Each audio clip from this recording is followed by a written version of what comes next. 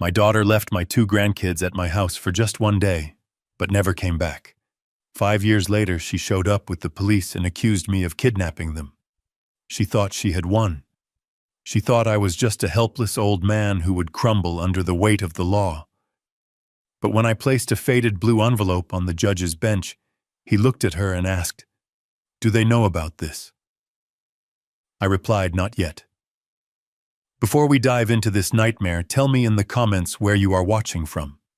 Hit like and subscribe if you believe family isn't about blood, but about who stays. The nightmare did not begin with a phone call or a letter. It began with the blinding flash of blue and red lights cutting through my curtains at 6 in the morning. I was in the kitchen brewing my first cup of black coffee just as I had done every single day for the last 5 years. The silence of the morning was shattered not by a knock, but by a violent pounding on my front door that shook the entire frame. My heart hammered against my ribs as I set the mug down. I moved toward the door, my old knees protesting the sudden urgency. Before I could even undo the latch, the wood splintered inward. 2 uniformed officers stormed into my living room, their hands resting on their holsters. Behind them stood a woman I almost did not recognize. She was wearing designer sunglasses, even though the sun had barely risen, and a coat that cost more than my truck. She pointed a manicured finger at me and screamed with a voice that sounded like nails on a chalkboard. "That is him, officer. That is the man who stole my children. Arrest him immediately." It took my brain a moment to process the face behind the expensive glasses. It was Vanessa, my daughter. The same woman who 5 years ago had dropped off a 5-year-old Leo and a 1-year-old Mia at my doorstep, with a promise to return in an hour to buy cigarettes. An hour had turned into a week, then a month, then 5 years of silence. Now she was standing in my hallway screaming about kidnapping. I raised my hands slowly, trying to keep my voice calm. "Officers, this is a mistake. This woman abandoned these children half a decade ago, but the police were not interested in my version of history. One of them grabbed my wrist and spun me around, pressing my face against the drywall. 'You have the right to remain silent,' he recited, but I could barely hear him over the sound of footsteps running down the stairs. Leo and Mia had been woken by the noise. I saw them freeze on the landing. Leo, now 10 years old, stood in front of his little sister protectively. His eyes went wide as he saw his grandfather being handcuffed.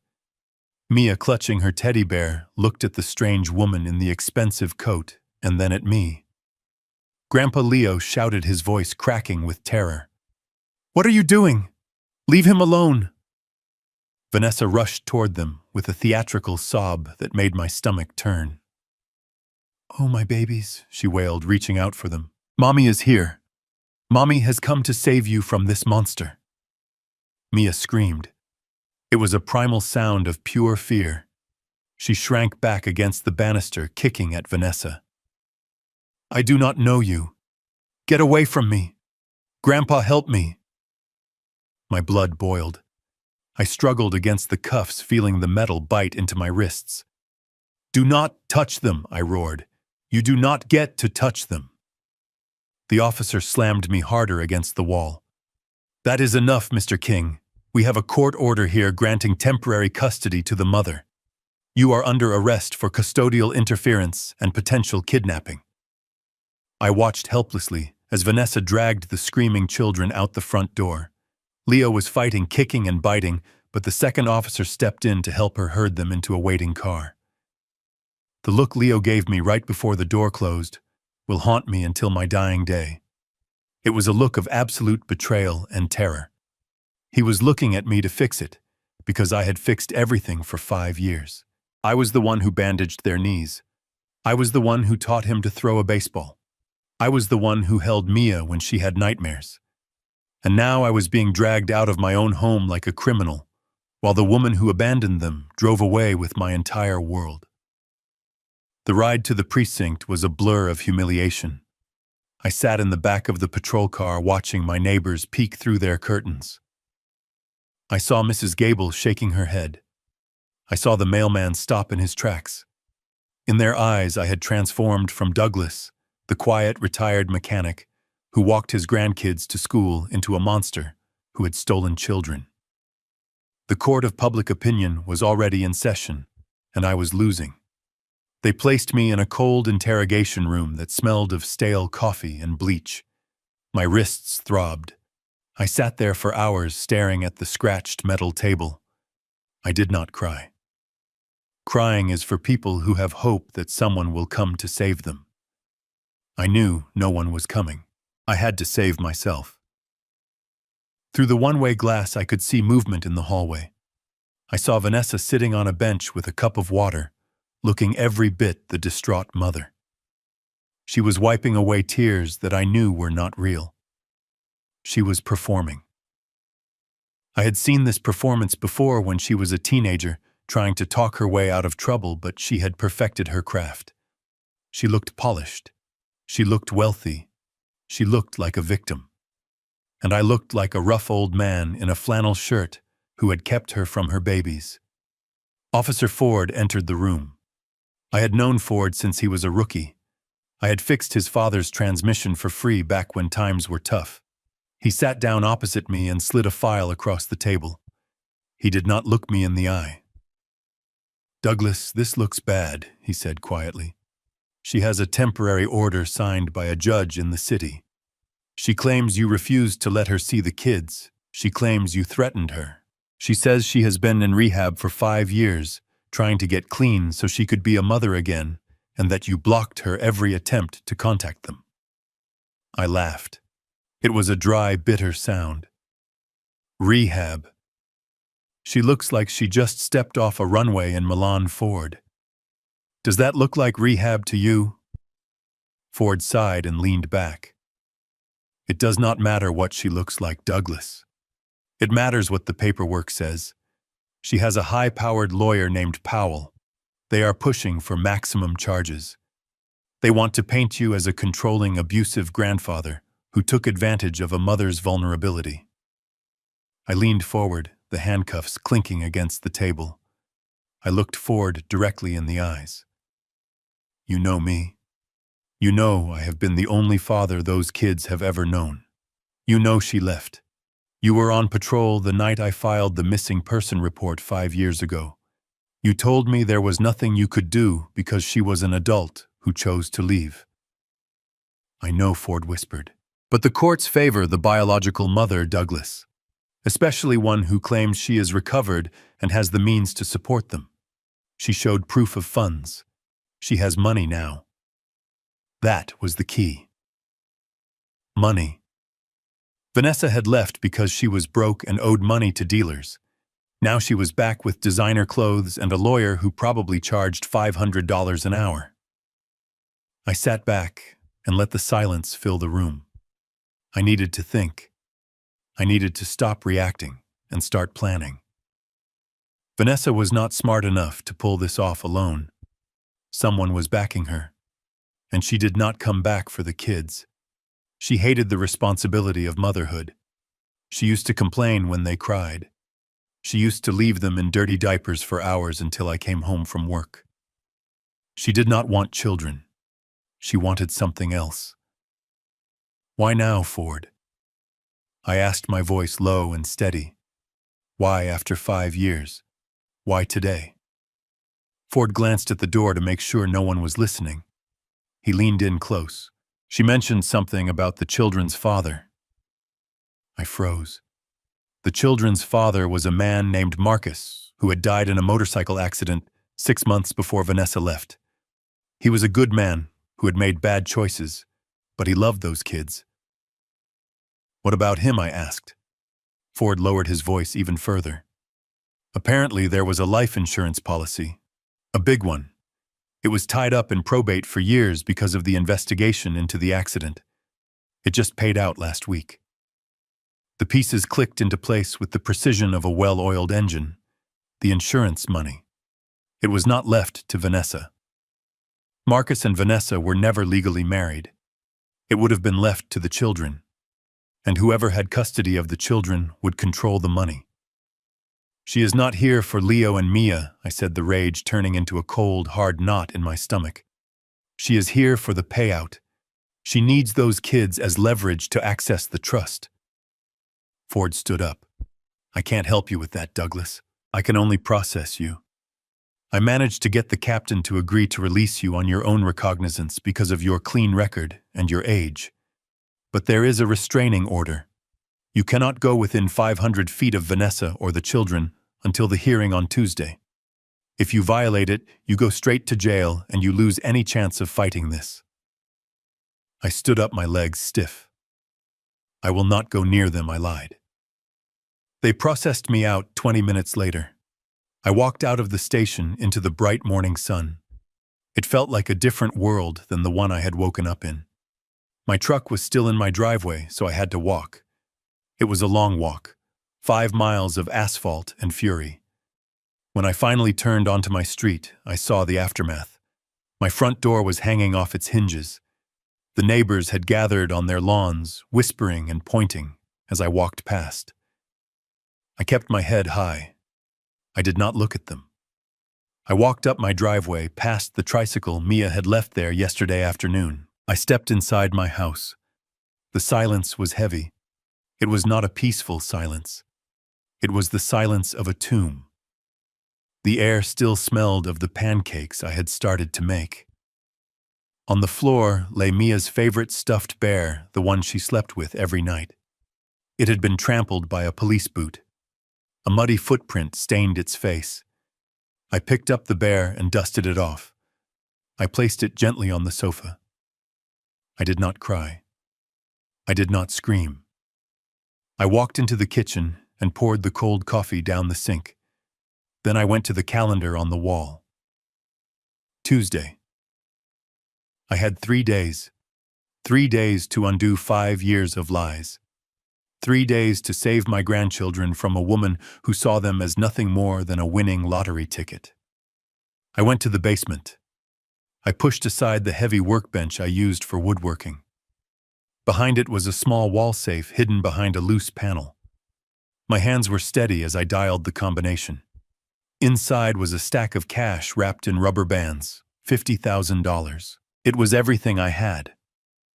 I had sold my beloved vintage truck 3 years ago. I had worked night shifts as a security guard. I had saved every penny for the kids' college fund. Now it was my war chest. I took the money and shoved it into a canvas bag. I grabbed my old leather jacket. I was not going to sit here and wait for a judge to hand my grandchildren over to a wolf in sheep's clothing. I knew the system. The system was slow and blind. I needed to be fast. I walked out the back door and cut through the woods behind my house. I could not use my phone because I knew they might be tracking it.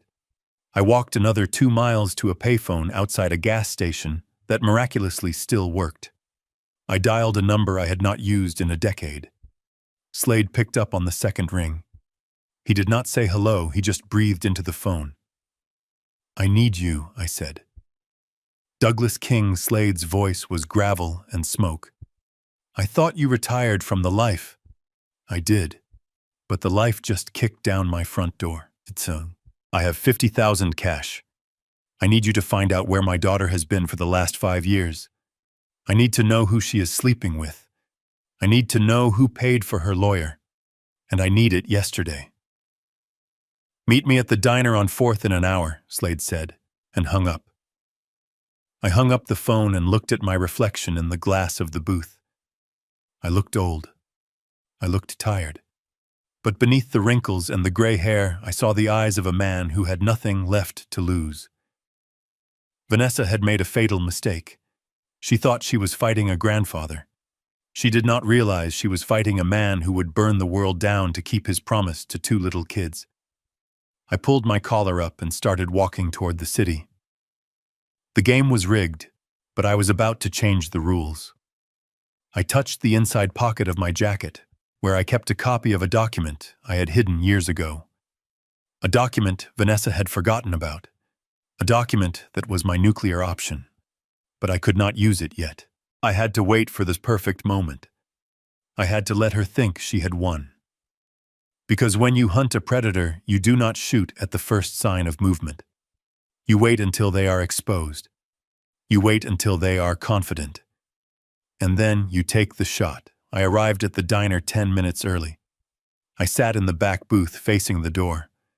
My hand rested on the bag of money under the table. I ordered a black coffee. The waitress looked at me with pity, thinking I was just another lonely old man. Let them think that. Let them all think that. The war had begun, and I was ready. The silence of my empty house was not peaceful. It was a heavy, suffocating blanket that smelled of sulfur and betrayal.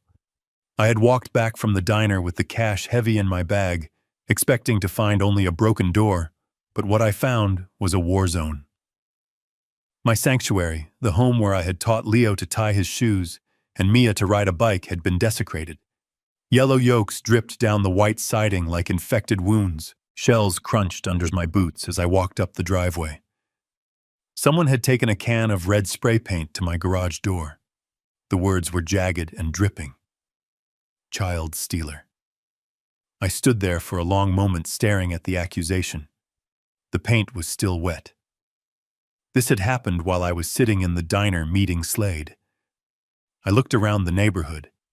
Usually at this hour, Mrs. Gable would be watering her hydrangeas. Stan from across the street would be washing his car. Today the street was empty. The curtains were drawn, but I could feel their eyes. I could feel the judgment radiating from every window. These were people I had known for 40 years, people who had eaten at my table, people who had watched Vanessa grow up and turn into a nightmare. And yet with one accusation, they had turned on me. I did not wipe the paint off. I did not hose down the eggs. I stepped over the mess and walked through the broken frame of my front door. I propped it shut with a heavy chair and walked into the living room. The red light on my answering machine was blinking furiously. It was full. I pressed play. I hope you rot in hell, you sick old man. We know what you did, Douglas. Those kids belong with their mother. If I see you near the park again, I will call the cops myself. I listened to every single one. Neighbors, friends, strangers. Their voices were twisted with a self-righteous fury that made my stomach churn. They did not know the truth. They did not know about the nights I sat up with a sick toddler while Vanessa was out partying. They did not know about the debt collectors banging on the door looking for her. They only knew the story they had been fed. I walked over to the television and turned it on. I knew where this poison was coming from. It did not take long to find it. The local news channel was running a special report. Breaking news. A mother reunited. The headline flashed in bold yellow letters across the bottom of the screen. And there she was. Vanessa.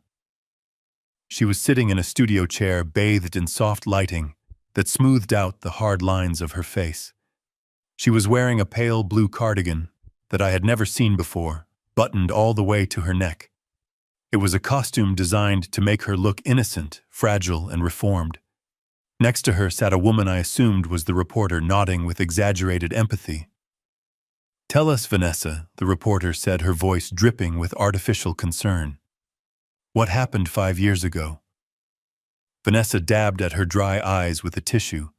She looked directly into the camera, and for a second it felt like she was looking right at me sitting in my darkened living room. "I was sick," she whispered, her voice trembling perfectly. "I had a problem with prescription pills after the kids were born. I knew I wasn't being the mother they deserved. I went to my father for help. I asked him to watch them while I went to a facility to get clean. I thought I would be gone for a month." She paused, taking a shaky breath. It was a masterclass in manipulation. "And what happened when you tried to come back?" the reporter prompted. Vanessa let a single tear roll down her cheek. "He told me if I ever came back, he would kill me. He told me I was unfit, that I was garbage. He said he had legal custody, and if I stepped foot on his property, he would have me arrested. I was terrified. I was weak. I spent 5 years fighting to get strong enough to fight him. I worked 3 jobs. I saved every penny for a lawyer. I just wanted my babies back. I threw the remote at the wall. It shattered, leaving a dent in the plaster. The lies were so bold, so audacious, that they took the air out of the room. She hadn't gone to rehab. She had gone to a dealer's house and then vanished with a biker gang. She hadn't worked 3 jobs. She had been living off whatever man would pay her bills, and I had never threatened her. I had begged her to stay. I had begged her to be a mother. But the truth didn't matter. Not on the 6 o'clock news. The image of the weeping mother and the tyrannical grandfather was too perfect. It was the story people wanted to believe. It made them feel good to hate me. I walked into the kitchen. The silence of the house was louder now. I looked at the growth chart pencil-marked on the doorframe. Leo's latest mark from last week was nearly at my shoulder. Mia's was creeping up fast. They were gone. And the world was cheering for their abductor. I sat at the table and put my head in my hands. The isolation was absolute. My phone, which usually rang with reminders for soccer practice or school events, was now a brick of toxic hate. I was a pariah in my own town. If I walked into the grocery store right now, I would probably be lynched. The doorbell rang. It wasn't the police this time. I walked to the window and peered through the blinds. It was Stan. My neighbor of 20 years. The man I drank beers with on the porch. The man whose lawnmower I fixed every spring. I opened the door, moving the heavy chair aside. Stan stood on the porch, looking at the eggs on the siding. He didn't look at me. "Stan," I said.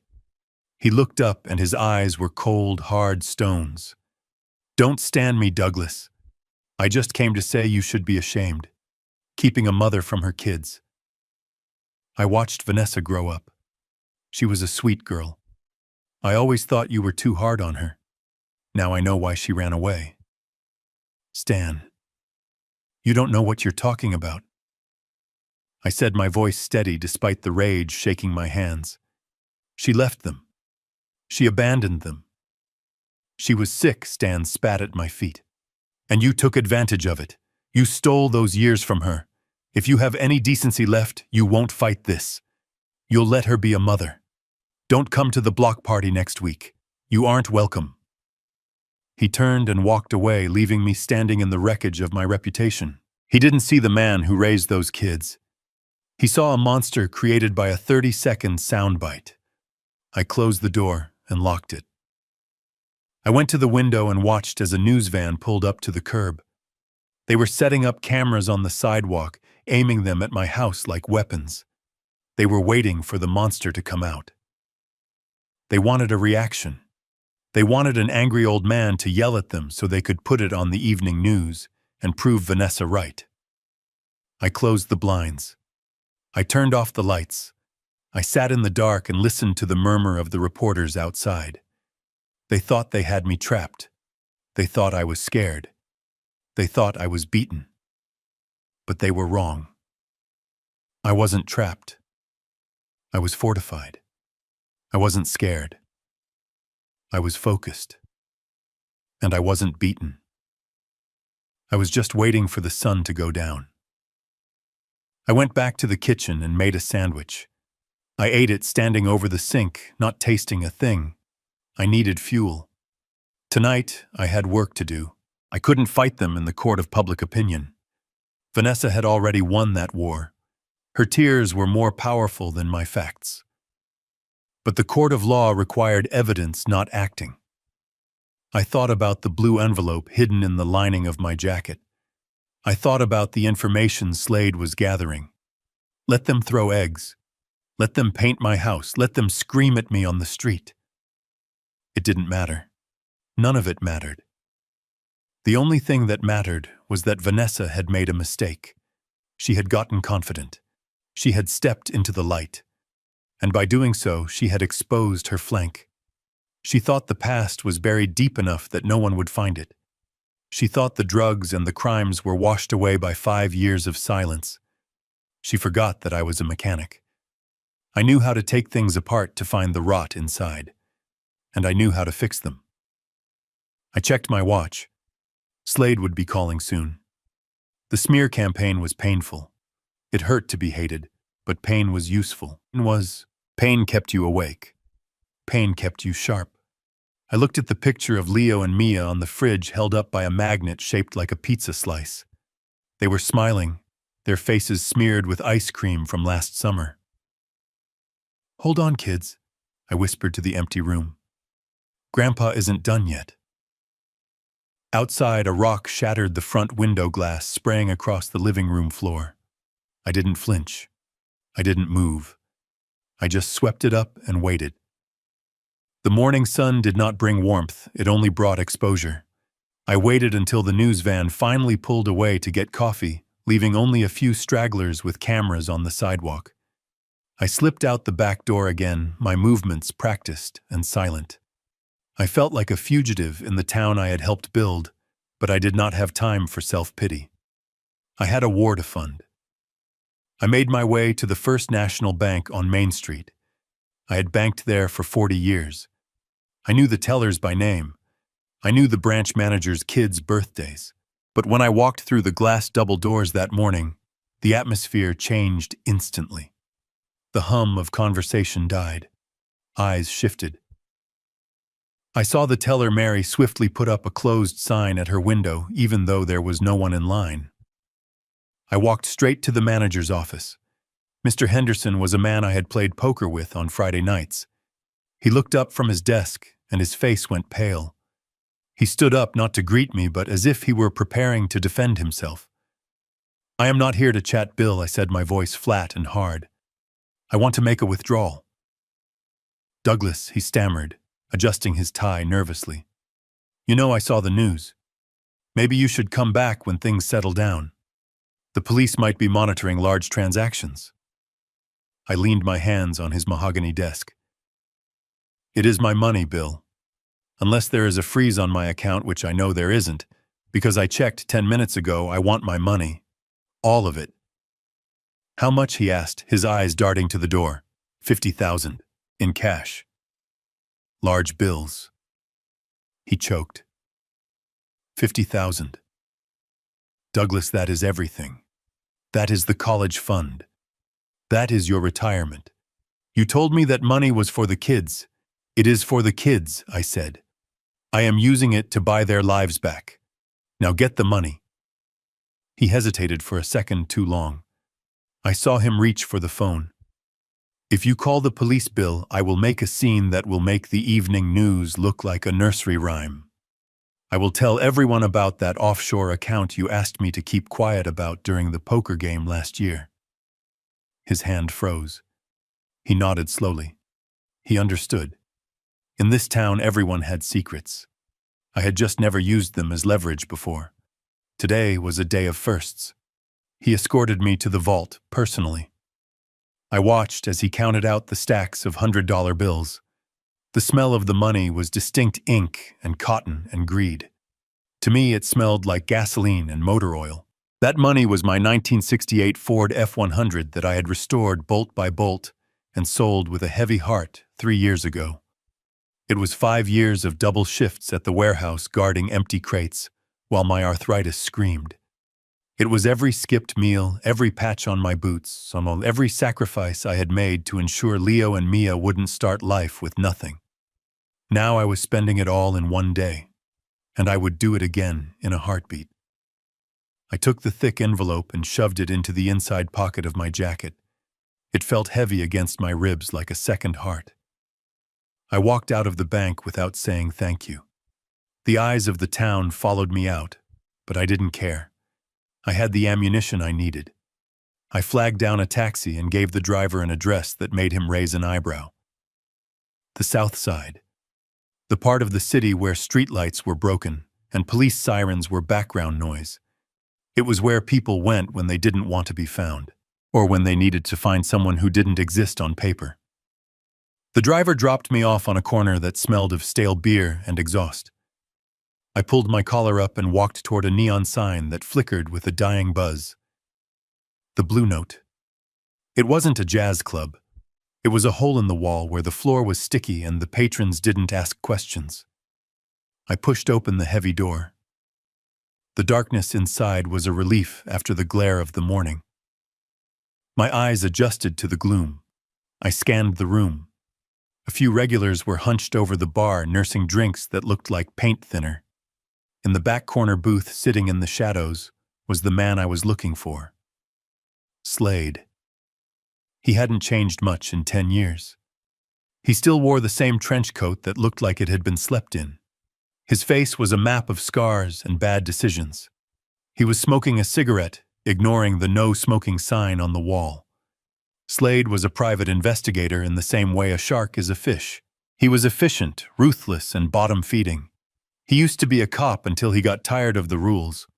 Now he worked for cash, and he got results that legal methods couldn't touch. I slid into the booth opposite him. He didn't look up from his drink. "Douglas King," he rumbled, his voice sounding like gravel in a blender. "You look like hell." "I feel like hell, Slade." He finally looked up. His eyes were sharp, intelligent, and completely devoid of empathy. "I saw you on TV. They painted you pretty ugly, old man. Kidnapper. Abuser." "You know it is a lie," I said. Slade shrugged, taking a drag of his cigarette. "Truth doesn't pay the rent, Douglas. Perception does.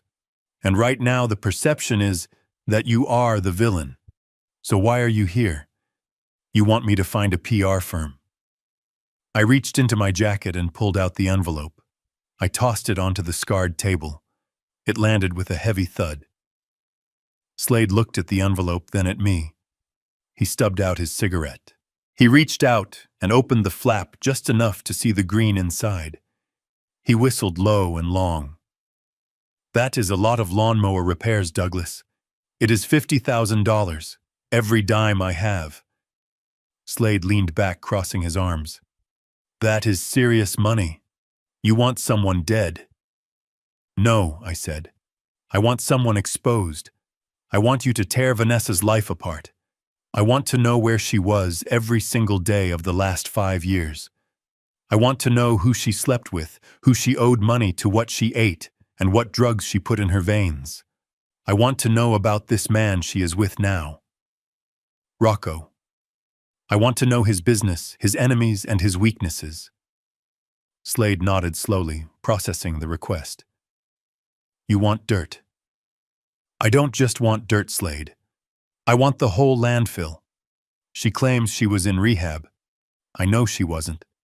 She claims she worked 3 jobs. I know she didn't. She has a lawyer named Powell who costs more than she could ever afford. I want to know who is paying him. I want the paper trail. I want the names. I want the dates." Slade took a sip of his drink. "Powell is a snake. He is good, but he is dirty.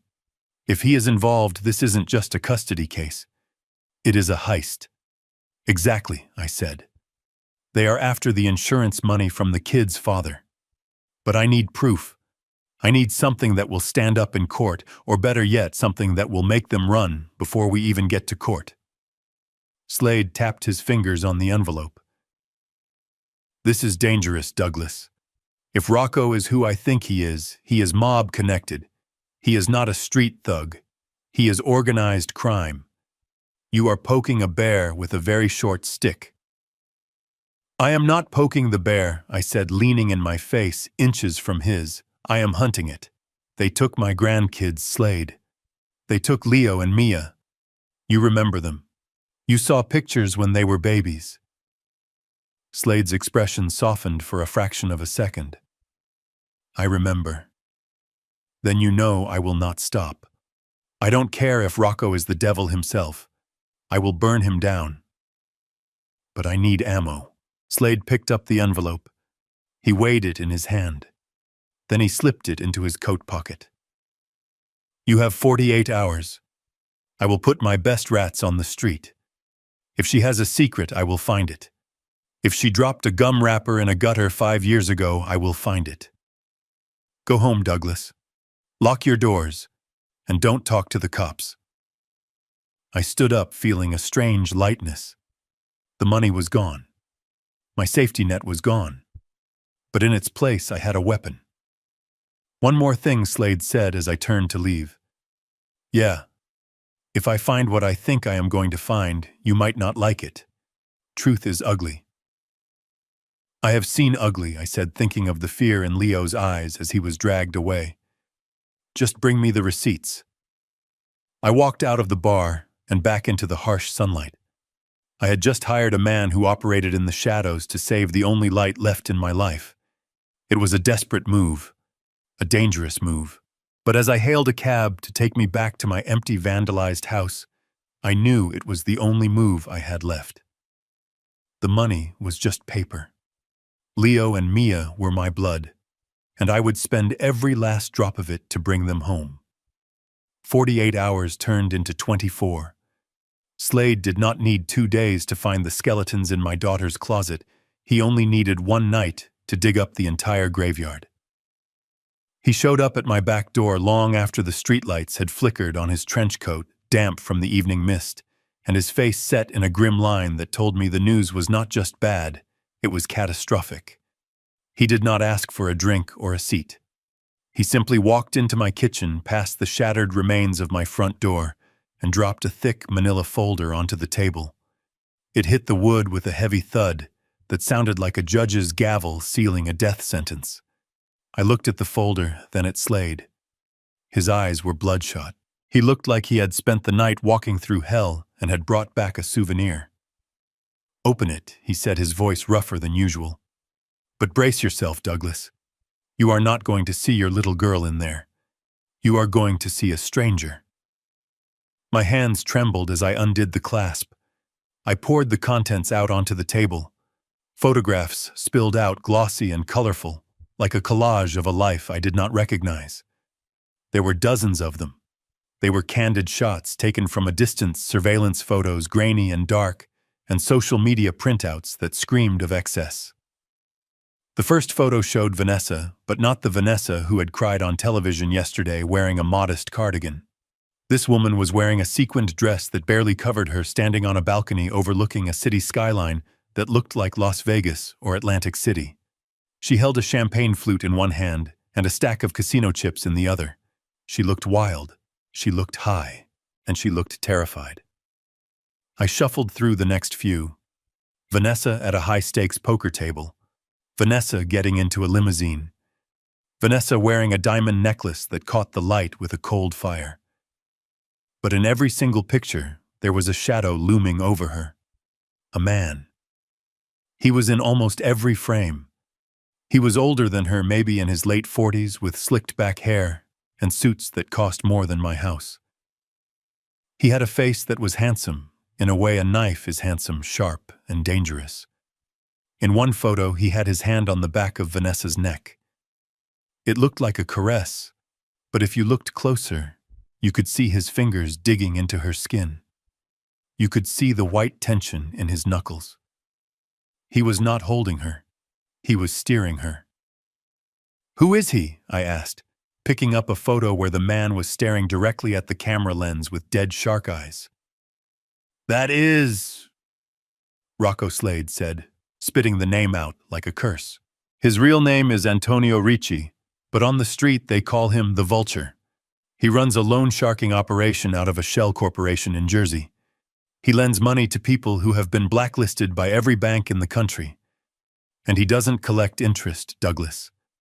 He collects lives." I looked back at the photos. The glamour began to fade and I saw the reality underneath. The dark circles under Vanessa's eyes covered by thick makeup. The forced smiles. The way she leaned away from him even as she held his arm. "She has been living with him for 3 years. Slade continued, pointing to a document that looked like a lease agreement. "He put her up in a penthouse. He bought her the clothes. He paid for the lifestyle. But nothing is free." Vanessa developed a taste for high-stakes gambling. She thought she could win big and buy her freedom. Instead, she dug a hole so deep she can't see the sky anymore. I pushed the photos aside and picked up a sheet of paper covered in numbers. It was a ledger or a copy of one. The numbers were staggering. $200,000, Slade said, answering my question before I could ask it. "That is the principal. With the VIG, she owes him nearly $250,000. And Rocco is done waiting. He gave her an ultimatum 2 weeks ago. Pay up or disappear. And when Rocco says disappear, he doesn't mean move to another town. He means a shallow grave in the Pine Barrens. The room seemed to tilt. $200,000. That was why she came back. That was why she needed the kids. It wasn't about the life insurance payout from their father, although that was probably part of it. It was about something bigger. She needs collateral, I whispered, the realization making me nauseous. Slade nodded grimly. She needs a quick infusion of cash. The insurance money is a start, but it takes time to access trusts. Rocco wants his money now, so she offered him something else. She offered him assets she doesn't legally own yet. I looked at Slade, confused. What assets? She doesn't have anything. You do, Slade said. He pulled out a printout of a property listing. It was my house, my address, my sanctuary. Listed for sale on a private auction site used by investors who pay cash and don't ask questions. The listing status was pending. She is telling Rocco and the courts that you are unfit, Slade explained. Once she gets custody of the kids, she becomes the trustee of their estate. But more importantly, she is petitioning to have you declared incompetent or criminally liable for kidnapping. If she wins, she can move to liquidate your assets to pay for the children's care and emotional distress damages. She is going to sell your house, Douglas.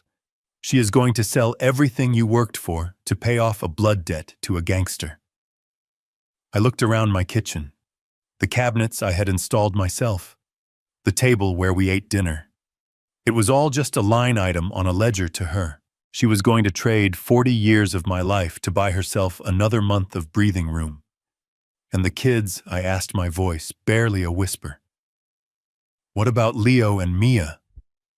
Slade looked down at his boots. That is the worst part. Rocco isn't a babysitter. He doesn't like loose ends. Vanessa promised him that once the money comes through, she and the kids will move to his compound in Nevada. She is selling them too, Douglas. She is taking them into a world where violence is a currency. Leo is 10. In Rocco's world, that is old enough to run packages. Mia is 6. I don't even want to tell you what happens to little girls in that world when their mothers owe money they can't pay. I slammed my fist onto the table so hard the photos jumped. Over my dead body. That is the plan, Slade said calmly. That is literally the plan. If you fight her legally and lose, she gets the house. If you die of a heart attack from the stress, she gets the house. She is counting on you being a tired old man who will fold under the pressure. She thinks the shame of the public accusations will make you settle. She thinks you will sign over the deed just to make it stop. I stood up, pacing the small kitchen. The rage was different now. It wasn't hot and explosive. It was cold and precise. It was the kind of rage that fueled survival. Vanessa wasn't just a bad mother. She was a predator. She was willing to feed her own children to a monster to save her own skin. She had brought the devil to my doorstep and expected me to open the door. Does Rocco know about the kids? I asked. He knows they are the key, Slade replied. He funded her legal team. That lawyer Powell, he is on Rocco's payroll. He isn't a family lawyer, he is a cleaner. He makes problems go away legally so Rocco doesn't have to do it physically. They are coming for you with everything they have, Douglas. They have the law, they have the media, and they have the muscle. I picked up the photo of Rocco again. I memorized his face. The cold, dead eyes, the arrogant sneer. He thought he was untouchable. He thought he was dealing with a helpless grandfather. He didn't know about the man who had walked out of the jungle in '68. He didn't know about the man who had kept a secret for 5 years, just waiting for a reason to use it. Is she with him now? I asked. Slade nodded. They are staying at the Royal Plaza Hotel downtown. Penthouse suite. The kids are there too. I have a guy watching the lobby. They haven't left the room since they took the kids yesterday. They are waiting for the court hearing on Tuesday to make it official. Tuesday. I had 3 days. 3 days before a judge signed a piece of paper that would hand my grandchildren over to a loan shark. I looked at the dossier again. It was a horror story told in pictures, but it was also a weapon. If I showed this to the judge, it might create doubt. But doubt wasn't enough. Powell was a good lawyer. He would argue that the photos were old or out of context.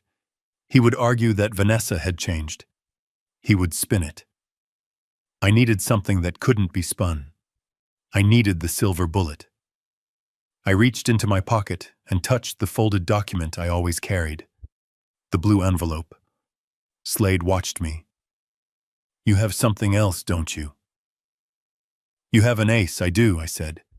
"But I can't play it yet. I need them to feel safe. I need them to walk into that courtroom thinking they have already won. I need them to be arrogant." Slade stood up, buttoning his coat. "You are playing a dangerous game, Douglas. If you miss, you lose everything." "I won't miss," I said. Slade nodded and turned to the door. "Keep the file. There is more in there. Bank statements showing the transfers from your accounts 5 years ago. Copies of the forged checks," she wrote. "It establishes a pattern. But the debt is the motive. That is the smoking gun." "Thank you, Slade," I said. He paused at the door. "Don't thank me yet. Just get those kids back. And Douglas, if Rocco shows up here, don't try to talk to him.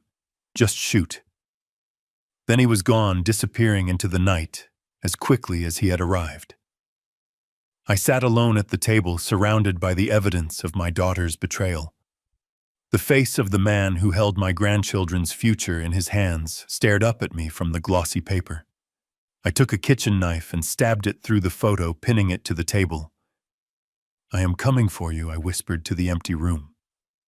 I gathered the photos and put them back in the folder. I had the motive. I had the villain. Now I needed to make sure that when I walked into that courtroom, I wasn't just defending myself. I needed to make sure I was the one delivering the verdict. I went to the window and looked out at the dark street. The neighborhood was quiet, but I knew the peace was an illusion. The real storm was coming. And for the first time in a long time, I wasn't afraid of the thunder. I was the lightning. The kitchen was dark, lit only by the street lamp filtering through the shattered front window. I sat at the table, my hands clenched so tight the knuckles were white. The dossier Slade had given me was spread out, a map of my daughter's sins. But I wasn't reading it anymore. I was waiting. I was staring at the small black burner phone sitting in the center of the table.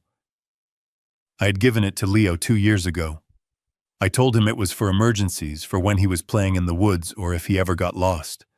I taught him how to keep it charged, how to silence it, and most importantly, where to hide it. Inside the sole of his left sneaker, beneath the insert. I told him it was our secret, a spy gadget just for us.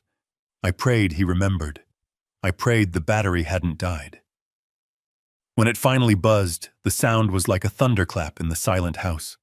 I snatched it up before the second vibration. "Leo," I whispered, my heart hammering against my ribs. "Grandpa?" His voice was so small. It was a whisper, thin and trembling like a dry leaf about to crumble. It broke me. "I'm here, Leo. I'm right here. Are you safe? Can you talk?" "We're in the bathroom," he whispered. I locked the door and turned on the shower so they can't hear. "Grandpa, we're at a hotel. It's really high up. I can see the whole city. Are you okay?" "Did they hurt you?" "My arm hurts from where Mom grabbed me," he said, a small sob catching in his throat. "But Grandpa, we're so hungry. We haven't eaten since yesterday morning. There were peanuts in the minibar, but Mom yelled at Mia when she tried to open them. She said they cost $10 and we don't have money to waste. She said we have to wait until she gets paid." The rage flared hot and white behind my eyes. She was starving them. She was sitting in a luxury suite wearing clothes that cost thousands, and she wouldn't feed her own children because she was saving every penny for her debts. "Is she there? Is she with you?" "She's in the other room with him," Leo said. "That man. Rocco. They're fighting Grandpa. They're screaming. He hit her. I heard it. It sounded like a wet slap against meat. She cried for a minute, but now they're just drinking. It smells bad in here, like old smoke. I closed my eyes, fighting back the image. My daughter battered and broken by the monster she had brought into our lives. But my sympathy was Ash. My only concern was the children. Leo, listen to me. You have to stay in that bathroom. You have to keep the door locked. I can't. Grandpa Leo sobbed quietly. Mia is scared. She wants to go home. And Grandpa, that man, he scares me.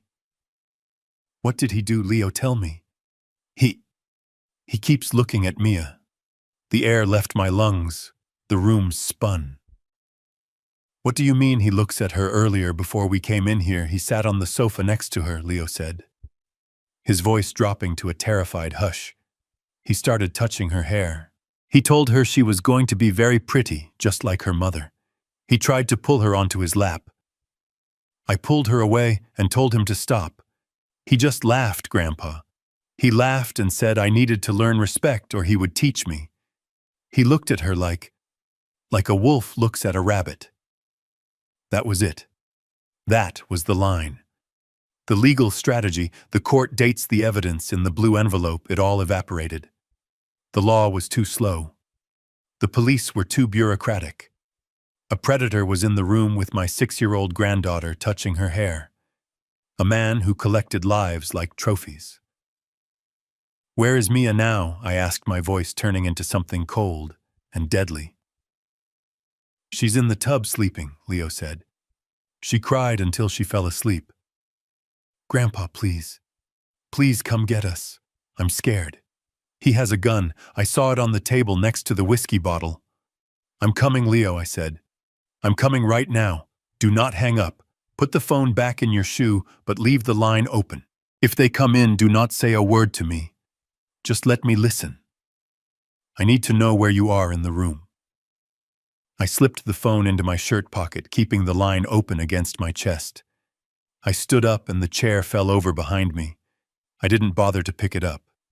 I walked to the basement, not with the slow shuffle of an old man, but with the determined stride of a soldier going back to the front. I went to my workbench. I moved the tool chest aside and pried up the loose floorboard I hadn't touched since I got back from Vietnam. Wrapped in an oilcloth was a tire iron heavy and rusted with age. It wasn't a gun. I didn't believe in keeping guns in the house with kids around. But in close quarters, a tire iron was a tool of my trade. I knew how to use it to break bolts. Tonight, I would use it to break something else. I grabbed a roll of duct tape and a heavy flashlight. I put on my steel-toed work boots. I checked my pockets. The blue envelope. The cash. The burner phone pressing against my heart, where I could feel the faint static of Leo's breathing. I walked out to my truck.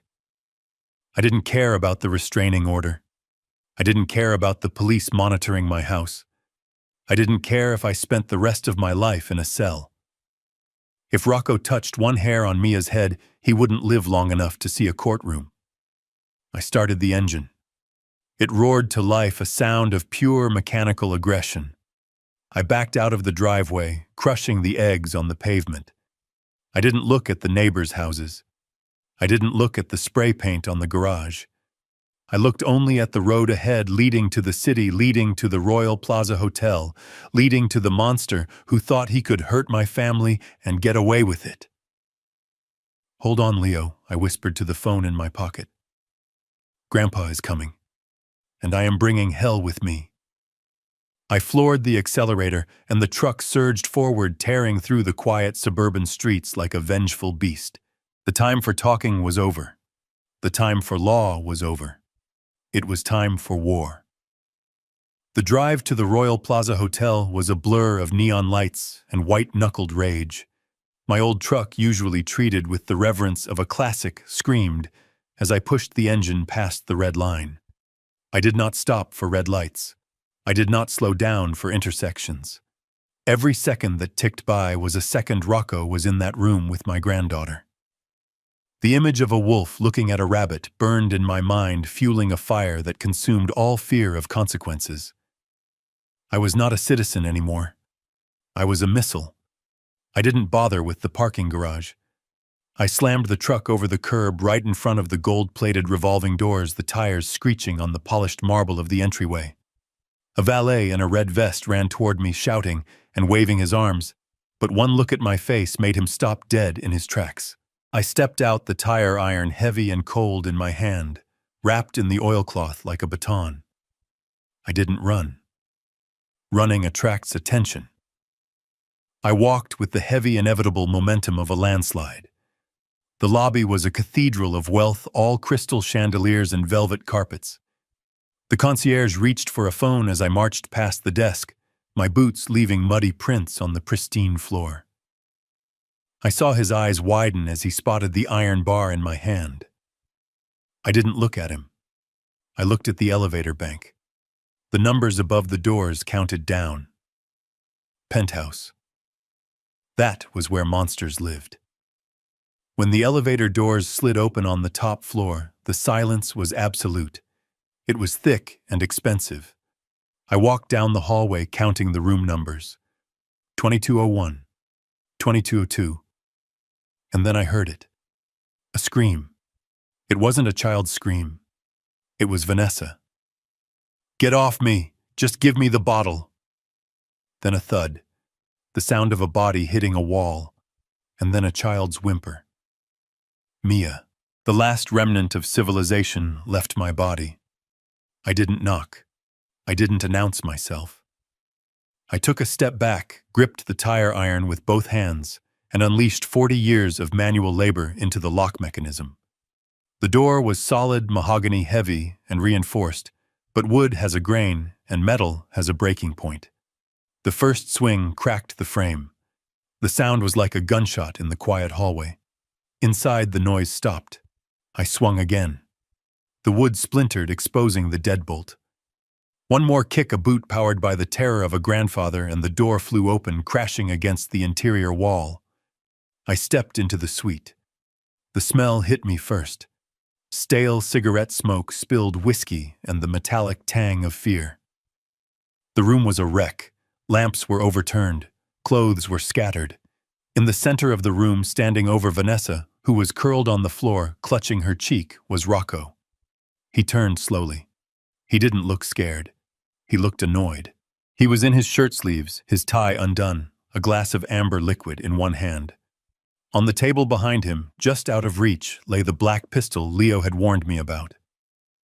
"You the old man?" Rocco asked, his voice smooth and oily. "You got a death wish, Grandpa? Get out before I didn't let him finish. I wasn't there to talk. I wasn't there to negotiate. I closed the distance between us in 2 strides. Rocco was fast, younger, and meaner than I expected. He threw the whiskey glass at my face. It shattered against my forehead, blinding me for a split second with stinging alcohol and blood. I didn't stop. I swung the tire iron low, aiming for the knee. It connected with a sickening crunch. Rocco howled, his leg buckling under him, but he didn't go down. He lunged at me, driving a shoulder into my chest. We crashed onto the coffee table, glass exploding underneath us. The world narrowed down to the smell of his expensive cologne and his sweat. He was strong, fueled by cocaine and arrogance. He punched me in the jaw, and I felt a tooth loosen. My head snapped back, darkness swimming at the edges of my vision. He was on top of me, his hands going for my throat, squeezing. "You old fool," he spat, spittle flying into my face. "You think you can take me? I'm going to snap your neck and make the kids watch." The mention of the kids cleared the fog in my brain instantly. I wasn't fighting a man. I was fighting a disease. I let go of the tire iron with one hand and jammed my thumb into the soft spot under his jaw, a pressure point I hadn't thought about since boot camp. He gagged, his grip loosening just a fraction. That was all I needed. I bucked my hips, throwing him off balance. We rolled across the floor, knocking over a heavy vase. I scrambled to my knees, gasping for air, blood dripping from my forehead into my eyes. Rocco was already up, limping, his face twisted in a mask of pure hate. He wasn't looking at me anymore. He was looking at the table, at the gun. He lunged for it. "No," I roared. I threw myself forward, not at him but at his legs. I tackled him just as his fingers brushed the cold steel of the pistol. We hit the floor again, harder this time. The gun skittered away, sliding under the sofa. Rocco kicked me in the ribs. I felt something crack. The pain was white-hot, stealing my breath, but I grabbed his ankle and twisted. I was a mechanic. I knew how torque worked. I knew that if you applied enough pressure to a joint against its natural rotation, something had to give. I twisted with everything I had. Rocco screamed a high-pitched sound that wasn't human. He clawed at the carpet, trying to drag himself away, but I held on. I crawled up his body, ignoring the kicks, ignoring the pain in my chest. I grabbed the tire iron from where it had fallen. I pinned him down, my knee on his chest, the iron bar raised high. He stared up at me, and for the first time I saw fear. Real fear. He saw the end. He saw the judgment in my eyes. "Don't," he wheezed, holding up a hand. "I'll pay you. I'll give you anything." I looked at him. I looked at the man who had terrified my grandson, who had looked at my granddaughter like prey. I wanted to bring it down. Every instinct in my body screamed to finish it, to end the threat permanently. "Douglas, stop!" The voice pierced through the red haze. It was Vanessa. She was standing in the doorway of the bedroom, clutching her bruised face. She looked at me with horror. Not gratitude. Horror. "You're going to kill him. You're crazy." I looked at my daughter. She wasn't looking at me like a savior. She was looking at me like I was the villain who was ruining her meal ticket. She rushed forward and grabbed my arm, pulling at me. "Get off him. You're ruining everything." The betrayal hit harder than Rocco's fist. She was defending the monster. She was protecting the man who had just beaten her because she needed his money more than she needed her father. I shoved her away, not hard, but enough to make her stumble back. I looked down at Rocco. He was smirking now, seeing the division, sensing a weakness. I lowered the tire iron slowly. I leaned close to his face, the rusty metal pressing against his cheek. "If you ever," I whispered, my voice a low growl, "if you ever say my granddaughter's name again, if you ever look at her, I will not stop next time. I will take you apart piece by piece." I stood up, staggering slightly. The adrenaline was fading, leaving behind the throbbing agony of broken ribs and a battered face. I looked around the room. "Leo, Mia," I called out, my voice raspy. The bathroom door creaked open. Two small faces peered out. Leo was holding a toothbrush like a shiv. Mia was behind him, her eyes wide and dark. When they saw me bloodied and swaying, but standing, they didn't scream. They ran. They hit me like a tackling dummy, wrapping their arms around my legs, burying their faces in my dirty jeans. I dropped the tire iron. It clattered to the floor, a useless piece of metal now that the work was done. I fell to my knees and wrapped my arms around them, ignoring the screaming pain in my chest. I smelled their shampoo, their fear, and their relief. "I got you," I whispered into Leo's hair. "Grandpa's here." Behind me, I heard sirens wailing in the distance, getting closer. The hotel staff must have called the police. Good. Let them come. Rocco was pulling himself up onto the sofa, groaning, clutching his knee. Vanessa was sobbing, not for her children, but for the man who paid her bills. She was trying to help him, whispering apologies, acting like the dutiful girlfriend, while her children clung to the man she had called a kidnapper. "You're done, old man," Rocco spat, wiping blood from his lip. "You're going to jail forever. I own the cops in this town. You just signed your death warrant." I stood up, keeping the kids behind me. I wiped the blood from my eyes with my sleeve. "Maybe," I said. "But you won't touch them again." The door to the suite was filled with uniformed officers, guns drawn. "Drop the weapon. Put your hands in the air." I raised my empty hands slowly. I didn't look at the cops. I looked at Vanessa. "Tell them the truth, Nessie," I said, using her childhood nickname. "Tell them he hit you. Tell them he threatened the kids. This is your chance. Be a mother. Just once." Vanessa looked at the police. Then she looked at Rocco, who was glaring at her with a silent threat in his eyes. She looked at the kids, and then she looked at me. Her face hardened. The mask slid back into place. "He broke in," she screamed, pointing at me just like she had yesterday morning. "He's crazy. He tried to kill my fiancé. He attacked us. Look at what he did. My heart didn't break this time. It just turned to stone." I looked at Leo. "It's okay," I said to him. "Be brave. Tell the truth." An officer grabbed me, spinning me around. I felt the cold steel of handcuffs for the second time in 2 days. They dragged me away from the children. Mia started screaming again, reaching for me. "Grandpa, no." As they shoved me out the door, past the gawking guests in the hallway, I looked back one last time. Rocco was smiling. Vanessa was crying fake tears into the shoulder of a police officer. But I wasn't defeated. Because as the officer pushed my head down to enter the elevator, I leaned close to Vanessa as I passed her. "I still have the envelope," I whispered. Her eyes went wide with genuine terror. The crying stopped instantly. She knew. She remembered. The fight wasn't over. It had just moved to a different battlefield. And this time I wasn't going to pull my punches. I had seen the devil and I had made him bleed. Now it was time to send him to hell. The inside of a police car smells like old sweat and desperation. I sat in the back, handcuffed, watching the city blur past through the cage. This time, there was no fear. Just a cold, calculating calm.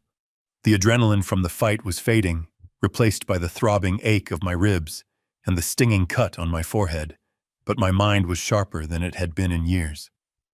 I had lost the battle at the hotel. I knew that. Vanessa's performance was Oscar-worthy. She had thrown herself into the arms of the first officer through the door, sobbing about how her estranged, violent father had broken in to kill her fiancé. Rocco, despite his busted knee and bruised face, played the part of the protective partner perfectly. He didn't press charges for assault immediately. He played the magnanimous victim. "We just want him away from us," he had said, holding an ice pack to his jaw. "He's clearly unstable." The police didn't ask Leo or Mia what happened. They saw a battered couple, a crazy old man with a tire iron and a terrified mother. They did exactly what the script demanded. They arrested the threat. At the station, the process was familiar, but heavier this time. Fingerprints, mugshot, the humiliation of surrendering my belt and shoelaces. Officer Ford wasn't there to look at me with pity. Instead, a young detective named Miller sat across from me in the interview room. He looked tired. "Mr. King," he said, sliding a paper across the table, "you're in a lot of trouble. Breaking and entering, assault with a deadly weapon, violation of a restraining order. The DA is looking at aggravated assault charges. You're looking at 5 to 10 years.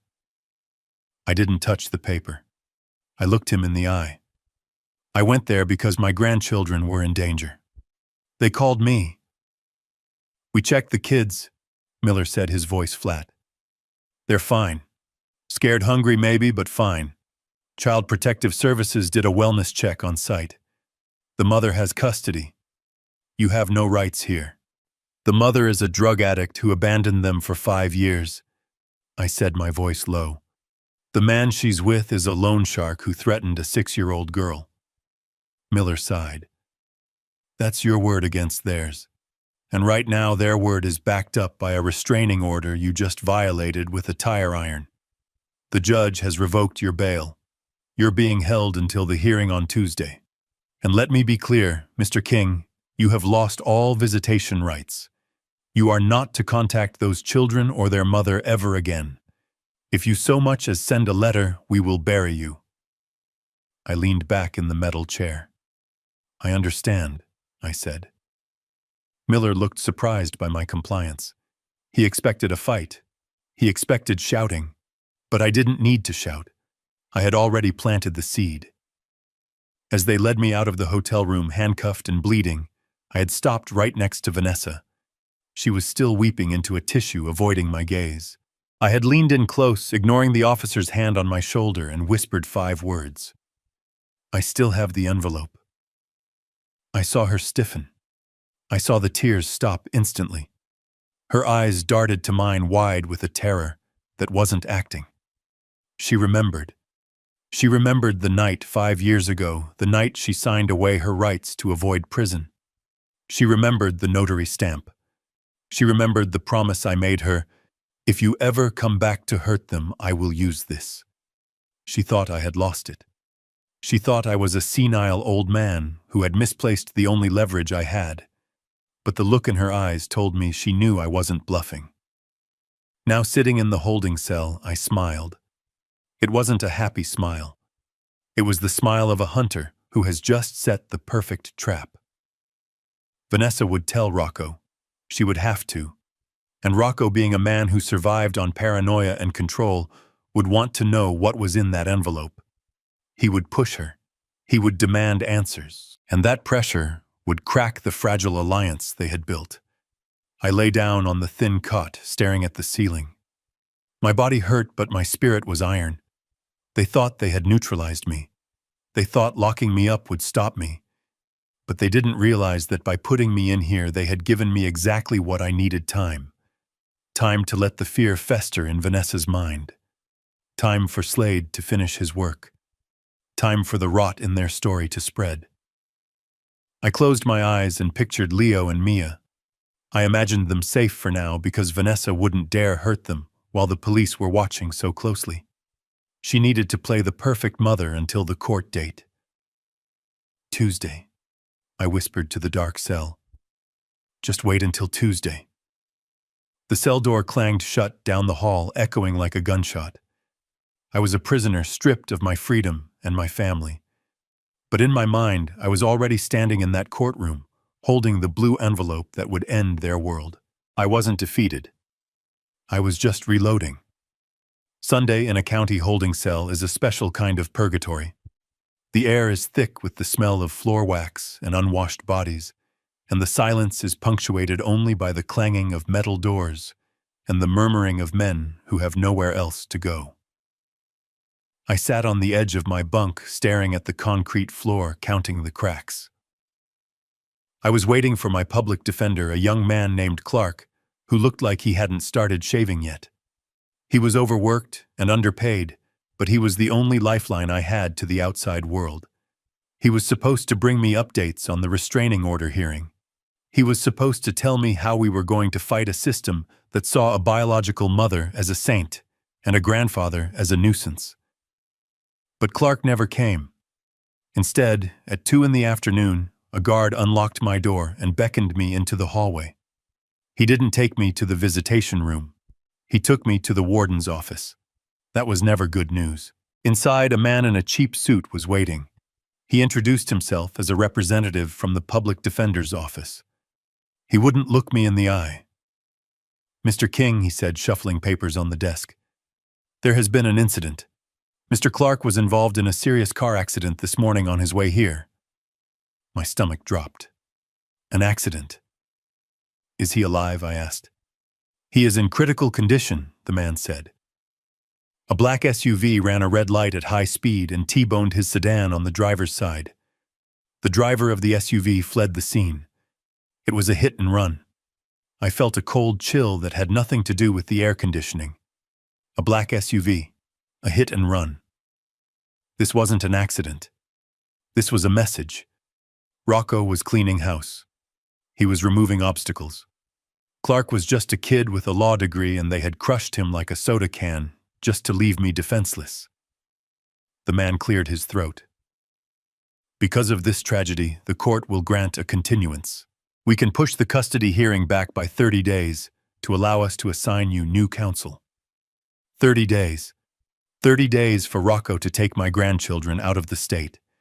30 days for Vanessa to disappear into the wind. 30 days for Mia to forget my face."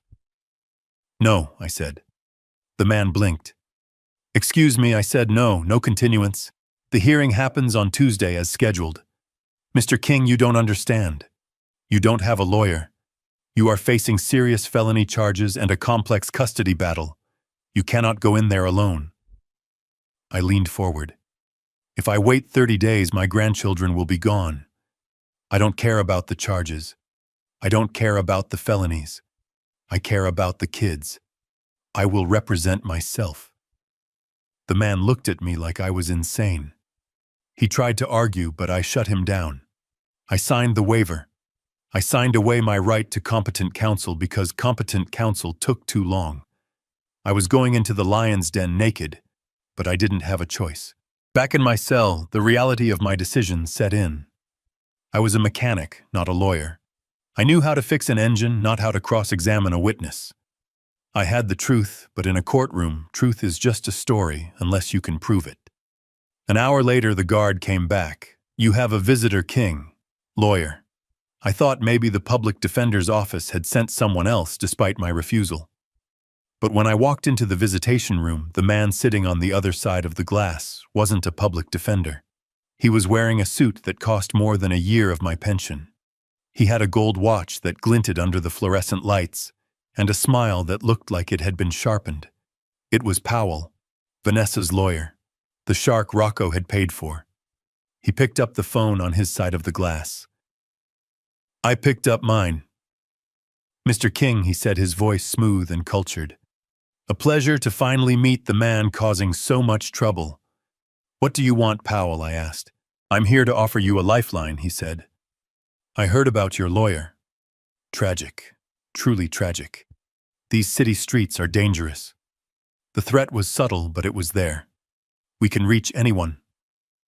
I didn't blink. Get to the point. Powell opened his briefcase and pulled out a single document. He pressed it against the glass. It was a quitclaim deed, a transfer of property ownership. Here is the deal, Douglas. Can I call you Douglas? You sign over your house to Vanessa. Today. In exchange, she drops the kidnapping accusations. We tell the DA she misunderstood the situation, that you were just a confused grandfather trying to help. The assault charges from the Hotel Rocco won't testify. The case goes away. You walk out of here a free man. I looked at the document. It was the end game. They didn't just want the kids. They wanted the asset. They needed the house to pay Rocco. If I signed, I would be homeless, destitute, and forbidden from ever seeing Leo and Mia again. But I would be free. And if I don't, I asked. Powell smiled, and it was a terrifying thing. If you don't, we go to court on Tuesday. With no lawyer, you will be destroyed. I will paint you as a violent, senile, abusive monster. You will get 10 years in state prison for the assault on Rocco. And Vanessa will get the house anyway through a civil suit for damages. You lose everything, Douglas. This way, you at least get to keep your freedom. He leaned in closer, his breath fogging the glass. Think about it. You're 70 years old. Do you really want to die in a cage? I looked at the deed. I looked at Powell's smug face. He thought he had me. He thought he had checkmated the old man. He didn't know about the envelope. He didn't know about the diary Slade was hunting for right now. He didn't know that I would rather die in a cage than let my daughter sell her children's future. I didn't say a word. I just hung up the phone. Powell's smile faltered. He tapped the glass with his gold pen. You're making a mistake, old man. There is no third option here. I stood up and signaled the guard. I turned my back on him. I heard him shouting through the glass, his composure cracking, but I kept walking. I was alone. My lawyer was in a coma. My enemy was powerful and ruthless. But as the cell door slammed shut behind me, I felt a strange calm. They were desperate. The accident. The visit, the ultimatum, it all smelled of fear. They needed that house. They needed it now. They were running out of time just like me. And desperate people make mistakes. I sat on my bunk and closed my eyes. I had 2 nights to prepare for the fight of my life. I didn't need a law degree. I needed a miracle. And if a miracle didn't come, I would have to make one myself. Time in a cell is not measured in hours. It is measured in the dripping of a leaky faucet and the thud of boots on concrete. I lay on the cot, my eyes fixed on the rusted springs of the bunk above me, counting the seconds until Tuesday. I was trapped in a cage built of lies, but my mind was free, and it was racing. I knew that while I was locked away, my will was still moving through the city. Slade was out there. He was my hands, he was my eyes, and he was the only hope I had left. I had given him the name hours before my arrest. Mrs. Higgins. It was a name I had found scribbled on the back of an old drawing Leo had made 5 years ago, a drawing of a house that didn't look like mine. It was a long shot, a ghost from the past, but Slade was a man who knew how to talk to ghosts. While I paced to the length of my 6x8 cell, Slade was pulling his beat-up sedan up to a crumbling boarding house on the edge of the industrial district. He told me later that the place smelled like wet cardboard and cat litter. The windows were boarded up with plywood, and the front porch sagged under the weight of years of neglect. It was the kind of place people went to disappear, the kind of place Vanessa had dragged my grandchildren to before she finally dumped them on my doorstep. Slade pounded on the door. He didn't knock, he pounded. He knew time was a luxury we didn't have. The door creaked open, revealing a woman who looked like she had been carved out of dried apple wood. Mrs. Higgins was 80 if she was a day, clutching a lit cigarette in one hand and a baseball bat in the other. She squinted at Slade, her eyes milky with cataracts but sharp with suspicion. "What do you want, cop?" she croaked, smoke curling from her lips. "I paid my taxes in '82, leave me alone." "I am not a cop," Slade said, holding up a picture of Vanessa. "I am looking for her. She lived here 5 years ago. Skipped out on rent, I bet." Mrs. Higgins leaned forward, squinting at the photo. Her face twisted into a scowl that could curdle milk. "That little witch," she spat. "Vanessa. Yeah, I remember her. Left in the middle of the night, owing me 3 months' rent. Left a mess you wouldn't believe. Broken bottles, holes in the walls. And those poor kids, crying all the damn time. I almost called CPS myself, but I didn't want the heat." Slade pulled a roll of cash from his pocket. It was part of the $50,000 I had given him. He peeled off $500. "I am not here to collect her rent," he said. "I am here to buy her trash. Did she leave anything behind?" Mrs. Higgins eyed the money. Her grip on the bat loosened. "She left a bunch of junk," she grunted. "I told her if she didn't come back for it, I was gonna burn it. Never did, though. Too lazy, I guess. It is all out back in the shed. Probably rat food by now." She snatched the money from Slade's hand faster than a striking cobra. "Take whatever you want," she said, gesturing with the cigarette. "Just don't bring it back in the house." Slade walked around the side of the house to the backyard. The shed was a leaning structure of corrugated tin and rotting wood overgrown with thorny vines. The padlock was rusted shut, but Slade didn't bother with a key. He found a heavy rock and smashed the hasp until it gave way. Inside, the air was thick with dust and the smell of mildew. It was a graveyard of abandoned lives. Boxes of old clothes, broken lamps, stacks of yellowed newspapers. Slade pulled out a flashlight and started digging. He wasn't looking for clothes or furniture. He was looking for paper. He was looking for the mind of the enemy. He spent 2 hours in that sweltering shed, shifting through garbage. He found baby clothes that made his heart heavy knowing they belonged to Leo and Mia.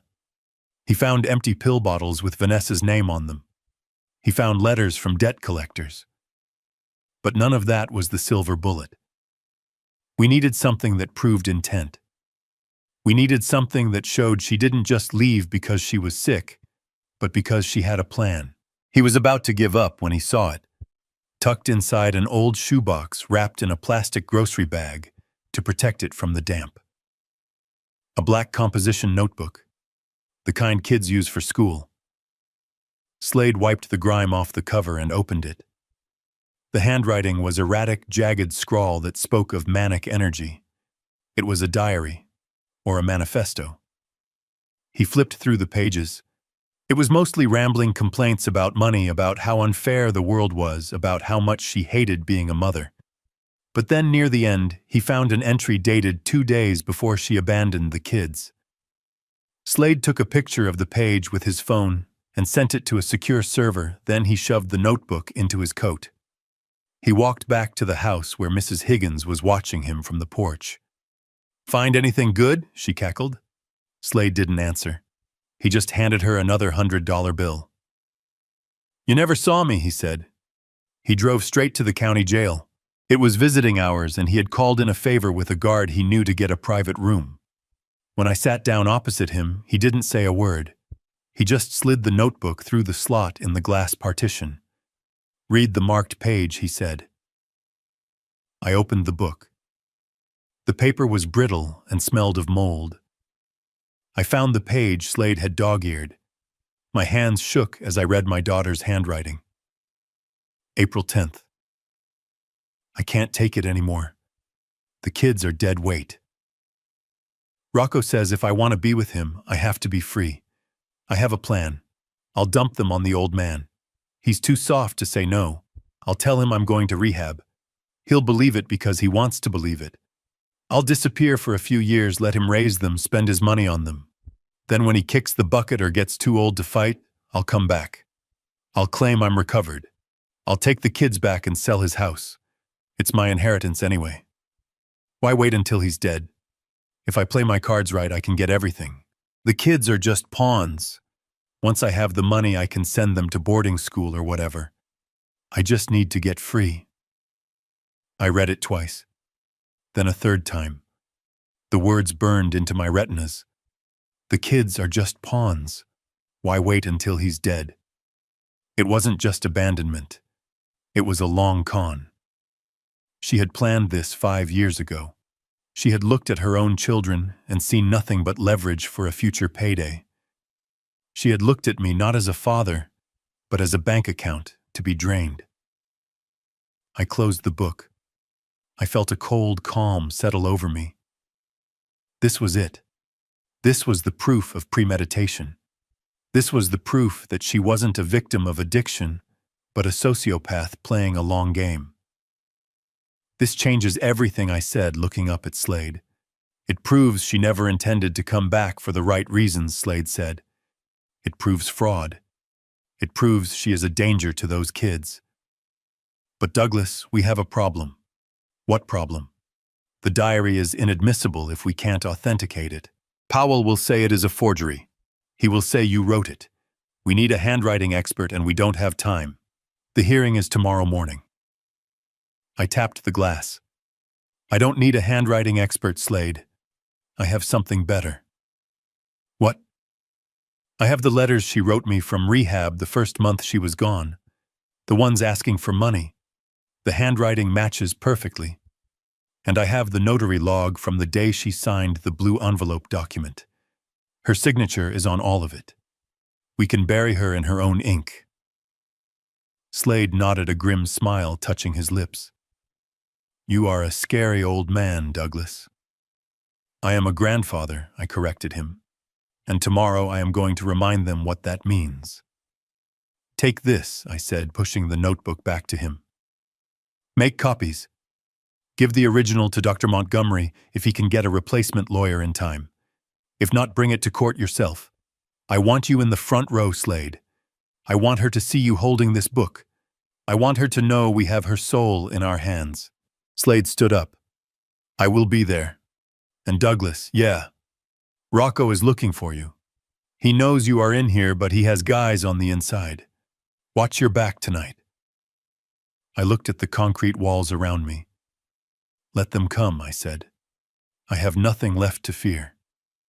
Slade left and I was alone again. But the cell didn't feel like a cage anymore. It felt like a waiting room.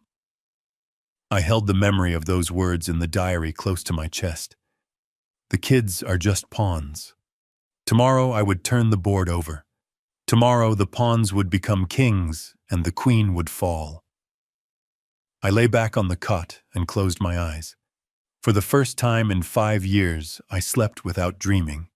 I didn't need dreams. I had a plan. The lights in the county lockup do not turn off, they just dim to a sickly yellow buzz that hums against your eardrums like a dying insect.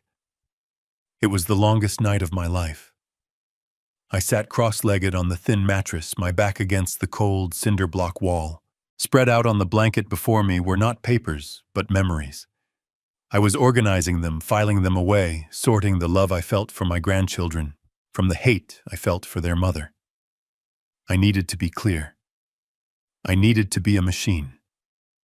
In my mind, I was back in my workshop. I imagined holding my favorite chisel, the one with the worn hickory handle. I imagined the sound of the whetstone, the rhythmic scrape of steel against stone. Back and forth, honing the edge until it could slice through a sheet of paper without a sound. That was what I was doing to my will. I was sharpening it. I was grinding away the doubt. I was grinding away the fear of dying in prison. I was grinding away the last scraps of paternal instinct I had for Vanessa. She wasn't my daughter anymore. She was the enemy. And you do not show mercy to the enemy when they are standing at the gate. A guard walked by, his boots echoing on the concrete. He paused at my cell door. It wasn't the regular guard. This one was younger, with a thick neck and eyes that shifted too quickly. He tapped his baton against the bars, a metallic ringing that set my teeth on edge. "Sleep tight, old man," he whispered. "Tomorrow is a big day. Rocco sends his regards." I didn't look up, I didn't flinch. I just kept sharpening the knife in my mind. He stood there for a moment, waiting for fear, waiting for a reaction. When he didn't get one, he spat on the floor and walked away. They were trying to rattle me. They were trying to break my focus. But they didn't understand. You can't rattle a man who has already lost everything. You can only make him dangerous. At 3 in the morning, I exercised my right as a self-represented defendant. I demanded access to the phone to prepare my defense. The night sergeant, a weary man who had seen too many innocent men processed and too many guilty men walk, grumbled but allowed it. He led me to the phone bank in the hallway. I didn't call Slade. Slade had done his job. I dialed a number I had memorized 5 years ago. Officer Ford picked up on the 4th ring, his voice thick with sleep. "Ford." "It's Douglas," I said. There was a pause. "Douglas, you shouldn't be calling me. I'm a witness for the prosecution, technically. I arrested you. I know I said. But you are also the man who took the report 5 years ago. You are the man who saw the bruises on Leo's arm when I brought him into the station that first week. You are a good cop, Ford, and tomorrow I am going to need a good cop. What do you want, Douglas?" "I need you to pull a file," I said. "A cold case. The robbery at the Pick and Go on 5th Street, 5 years ago, April 12th. Ford's breath hitched. "That case is dead. They never found the driver." "They didn't find the driver because the driver was my daughter," I said. The silence on the line was heavy. "Douglas, be careful what you say." "I am not saying it, Ford. I am proving it. I have the evidence. I have a video. But I need you to bring the warrant. I need you to be in that courtroom tomorrow, not as a witness against me, but as an officer of the law waiting to make an arrest." "You have a video?" Ford asked, his voice losing the sleepiness. "I do. And tomorrow the judge is going to see it. But if you aren't there to slap the cuffs on her, she will run. Rocco has a plane waiting. If she walks out of that courtroom with those kids, they are gone forever." "Douglas, if you are lying to me—" "I have never lied to you, Ford. Not about the transmission in your truck, and not about this. Be there. Bring your partner. And bring the file." I hung up before he could answer. I knew he would come. Curiosity is a cop's weakness, and justice is his addiction. Ford wouldn't be able to stay away. I walked back to my cell. The air felt different now, charged. The pieces were on the board. The diary, the blue envelope, the video, the debt. I had built a cage for Vanessa, and tomorrow she was going to walk right into it. I sat back down on the bunk. I closed my eyes and pictured the courtroom. I visualized the judge's face. I visualized Powell's expensive suit. I visualized Vanessa's fake tears. I played the scene out in my head over and over, anticipating their moves, countering their lies. I thought about Henry, my late neighbor, who used to say that the truth is like a lion. You don't have to defend it. You just have to let it loose.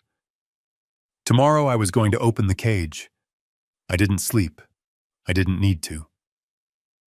I watched the sun come up through the narrow slit of a window high on the wall. The gray light filtered in, turning the concrete from black to ash.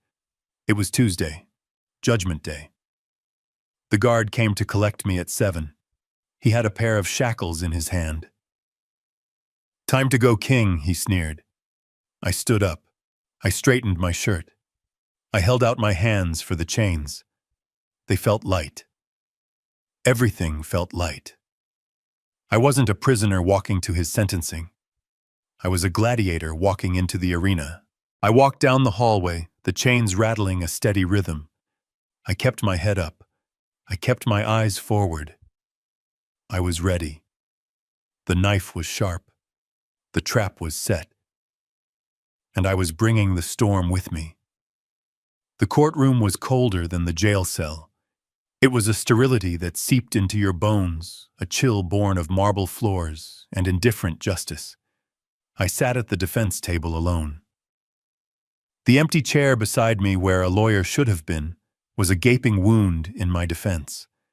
I was wearing the orange jumpsuit they had issued me, which smelled of industrial detergent and other men's sweat. My wrists were chafed from the handcuffs that had been removed only moments before. Across the aisle, the prosecution table looked like a board meeting for a Fortune 500 company. Powell sat there, relaxed and confident, arranging his papers with the precision of a surgeon preparing to amputate. Next to him was Vanessa. She had changed her costume again. Today she wore a modest navy dress with a high collar and a small silver cross around her neck. She looked small. She looked fragile.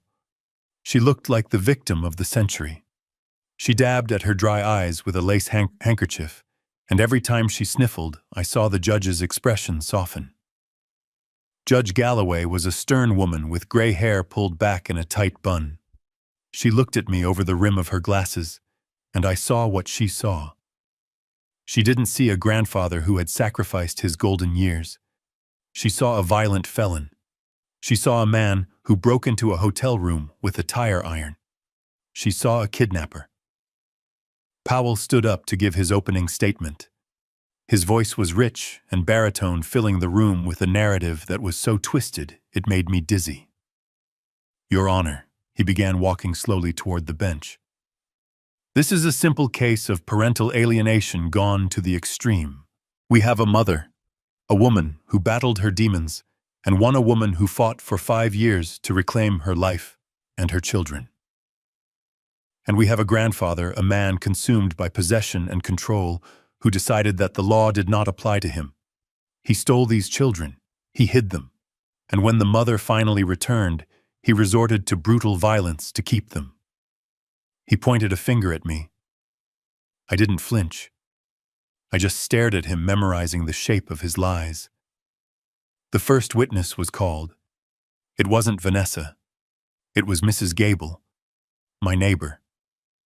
The woman whose gutters I had cleaned every autumn for 10 years. She walked to the stand, avoiding my gaze, her purse clutched tight against her chest. I knew why she was there.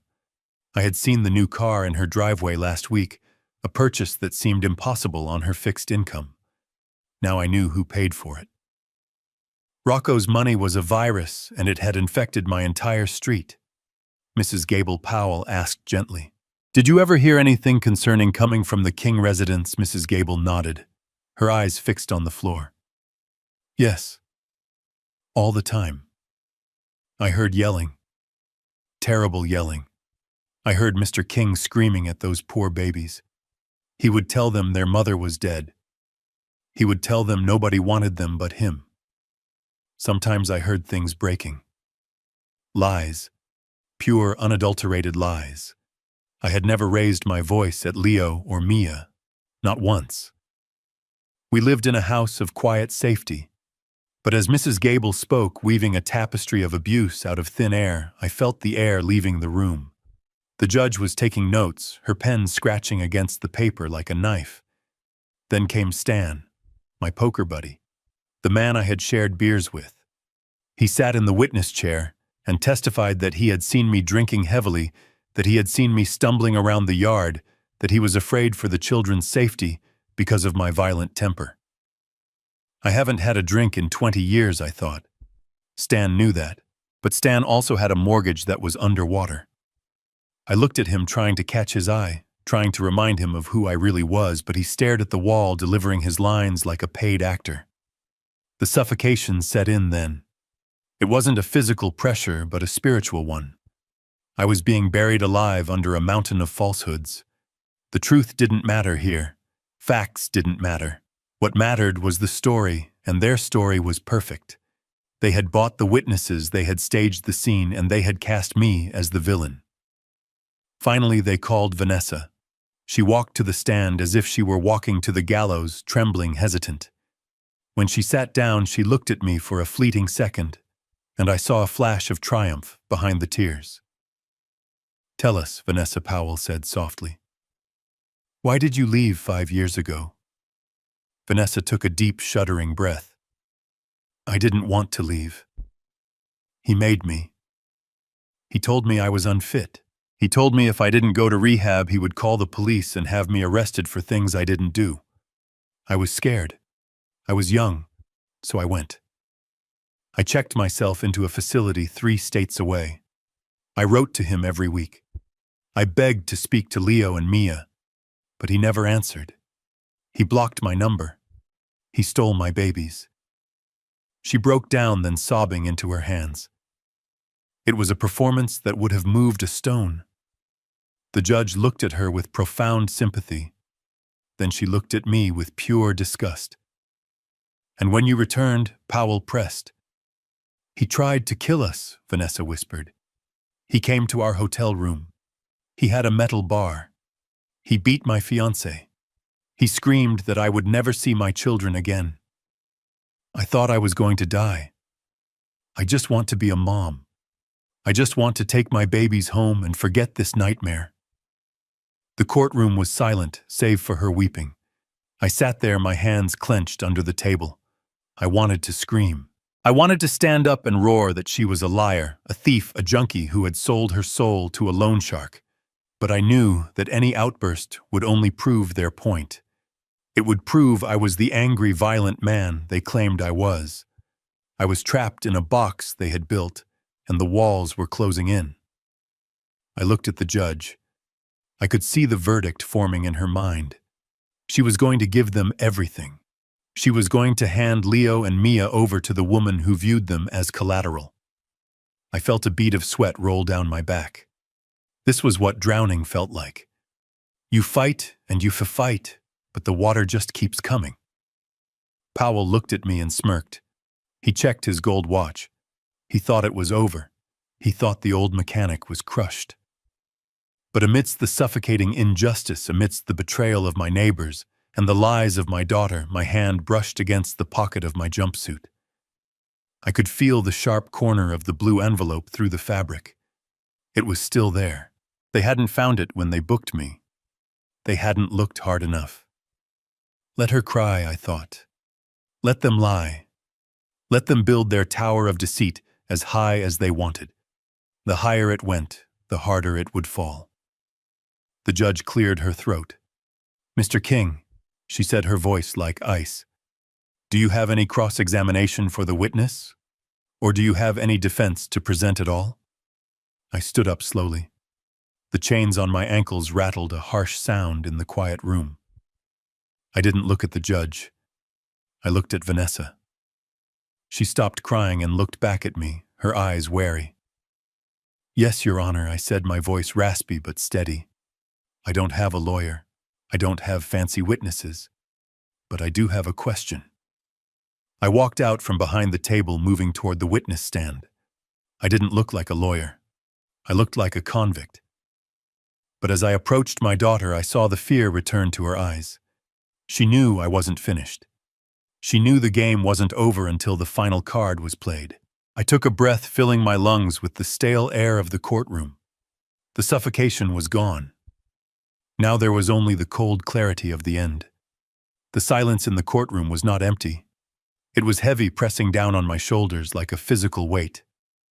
Judge Galloway adjusted her glasses, and the light caught the lenses, hiding her eyes for a moment. When she looked down at me, the sympathy she had shown Vanessa was gone, replaced by a cold, hard finality. She shifted the papers on her bench, stacking them with a decisive tap that sounded like the closing of a coffin lid. I knew that look. It was the look of a woman who had made up her mind. She had heard the sob story, she had seen the tears, and she had looked at the rough, battered old man in the orange jumpsuit, and she had done the math. In her eyes, I was a relic, a violent problem to be solved, so that a mother could be reunited with her children. "Mr. King," she said, her voice echoing in the cavernous room. "I have heard enough. The testimony presented here today paints a very disturbing picture. We have a mother who has fought to turn her life around, and a grandfather who has seemingly let his protective instincts curdle into possessiveness and violence." She reached out, and her hand hovered over the gavel. That piece of polished wood was the only thing standing between my grandchildren and a life of horror. If it came down, it was over. Leo and Mia would be in a car with Rocco within the hour. They would be gone. "I grant full and immediate custody to the mother." She began the words, falling like stones. "Furthermore, I am issuing a permanent restraining order against Your Honor." My voice was not loud, but it was sharp, cutting through her sentence. I stood up fully now, the chains on my ankles clashing against the floor.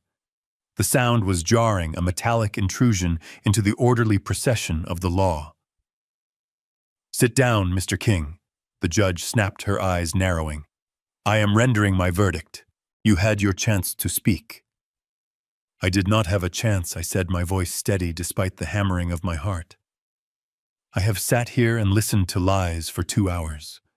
I have listened to a script written by a loan shark and performed by a woman who sold her soul. You are about to make a mistake, Your Honor. A mistake that you will carry to your grave." The bailiff took a step toward me, his hand resting on his taser. Powell, the lawyer, smirked, leaning back in his chair. He thought I was digging my own grave. He thought this was the final outburst of a desperate man. "Mr. King, this is your last warning," Judge Galloway said, her voice rising. "Sit down, or I will have you removed, and I will finish this ruling without you." I did not sit. I did not look at the bailiff. I looked at Vanessa.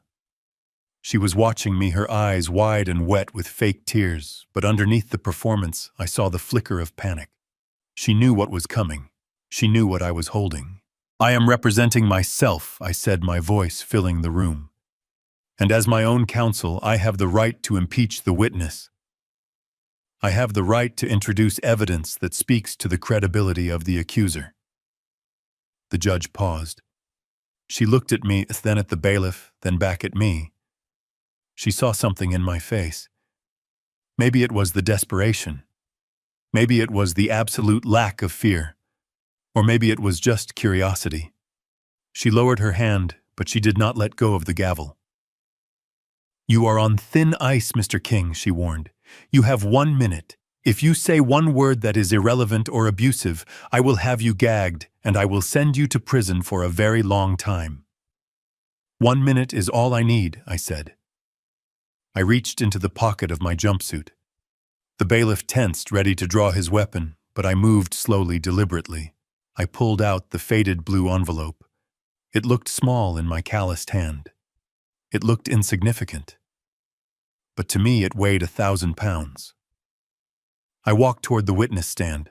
Vanessa shrank back in her chair. One question. Your Honor, I said. Just one. I stopped in front of my daughter. I didn't look at her with hate. I looked at her with a profound sadness. Vanessa, I said, holding up the envelope so she could see the notary stamp on the seal. You told the court you fought to come back. You told the court I forced you away. I took a step closer. So I want you to tell the judge, if you wanted them so badly, why did you sign this? The room went deadly silent. The air conditioning hummed. A fly buzzed against the window. All eyes were on the envelope. And then they were on Vanessa. And for the first time the mask slipped.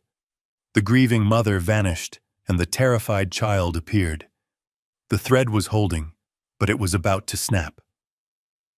Vanessa stared at the blue envelope in my hand, and for a moment the air in the courtroom seemed to vibrate with her hesitation. She blinked rapidly, her gaze darting from the faded paper to my face, and then to her lawyer Powell. It was a look of calculation, not confusion. She was trying to remember. She was trying to sift through 5 years of drug-induced haze and lies to pinpoint exactly what that envelope contained. But then just as quickly, the mask slid back into place. She let out a short, breathy laugh that sounded like glass breaking in a quiet room. She shook her head, dismissing the object in my hand as if it were a dirty tissue. I do not know what that is, she said, her voice regaining its theatrical tremor. Is this another one of your delusions, Dad? Are you going to read me a letter I supposedly wrote? Or maybe a drawing from the grandchildren you stole? Powell stood up, buttoning his expensive jacket. Your Honor, this is ridiculous. The defendant is clearly trying to stall. He is brandishing old mail as if it were evidence.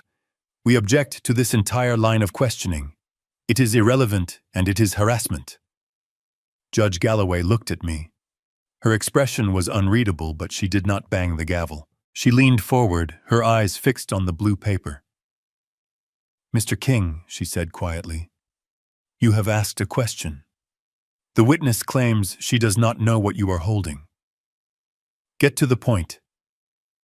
I did not look at the judge. I did not look at Powell. I kept my eyes locked on my daughter. I took a step closer until I was standing right at the edge of the witness box. I could smell her perfume. It was expensive, flowery, and thick enough to choke a man. It was the smell of a woman trying to hide the scent of her past. I am not asking about the envelope, Vanessa. I said, my voice dropping to a register that was almost intimate. A conversation between a father and daughter that the rest of the room just happened to be overhearing. I am asking about a date. April 12th, 5 years ago. Vanessa frowned, her brow furrowed in a performance of deep concentration.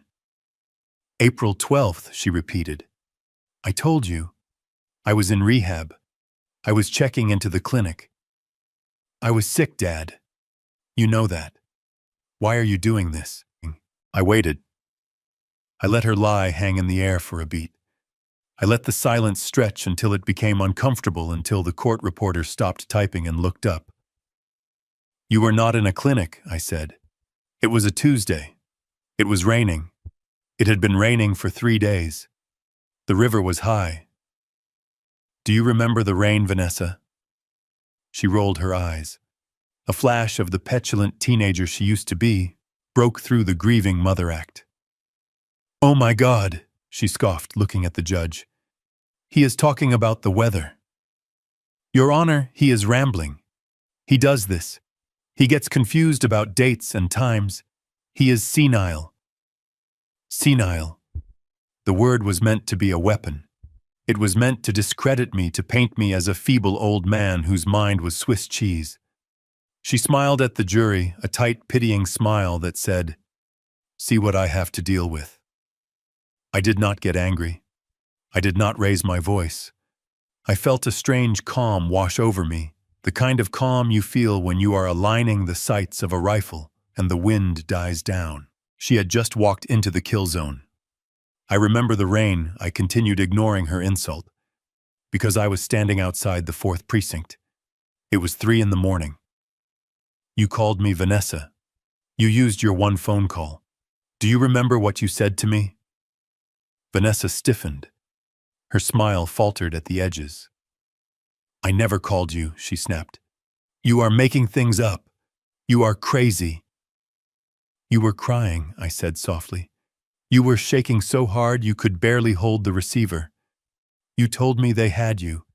You told me you were looking at 10 years. You told me you would die in there.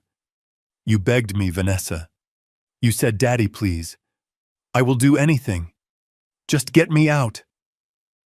Lies, she shrieked. Her voice cracked, losing its polished veneer. He is lying, Your Honor. Make him stop. He is making up stories to hurt me.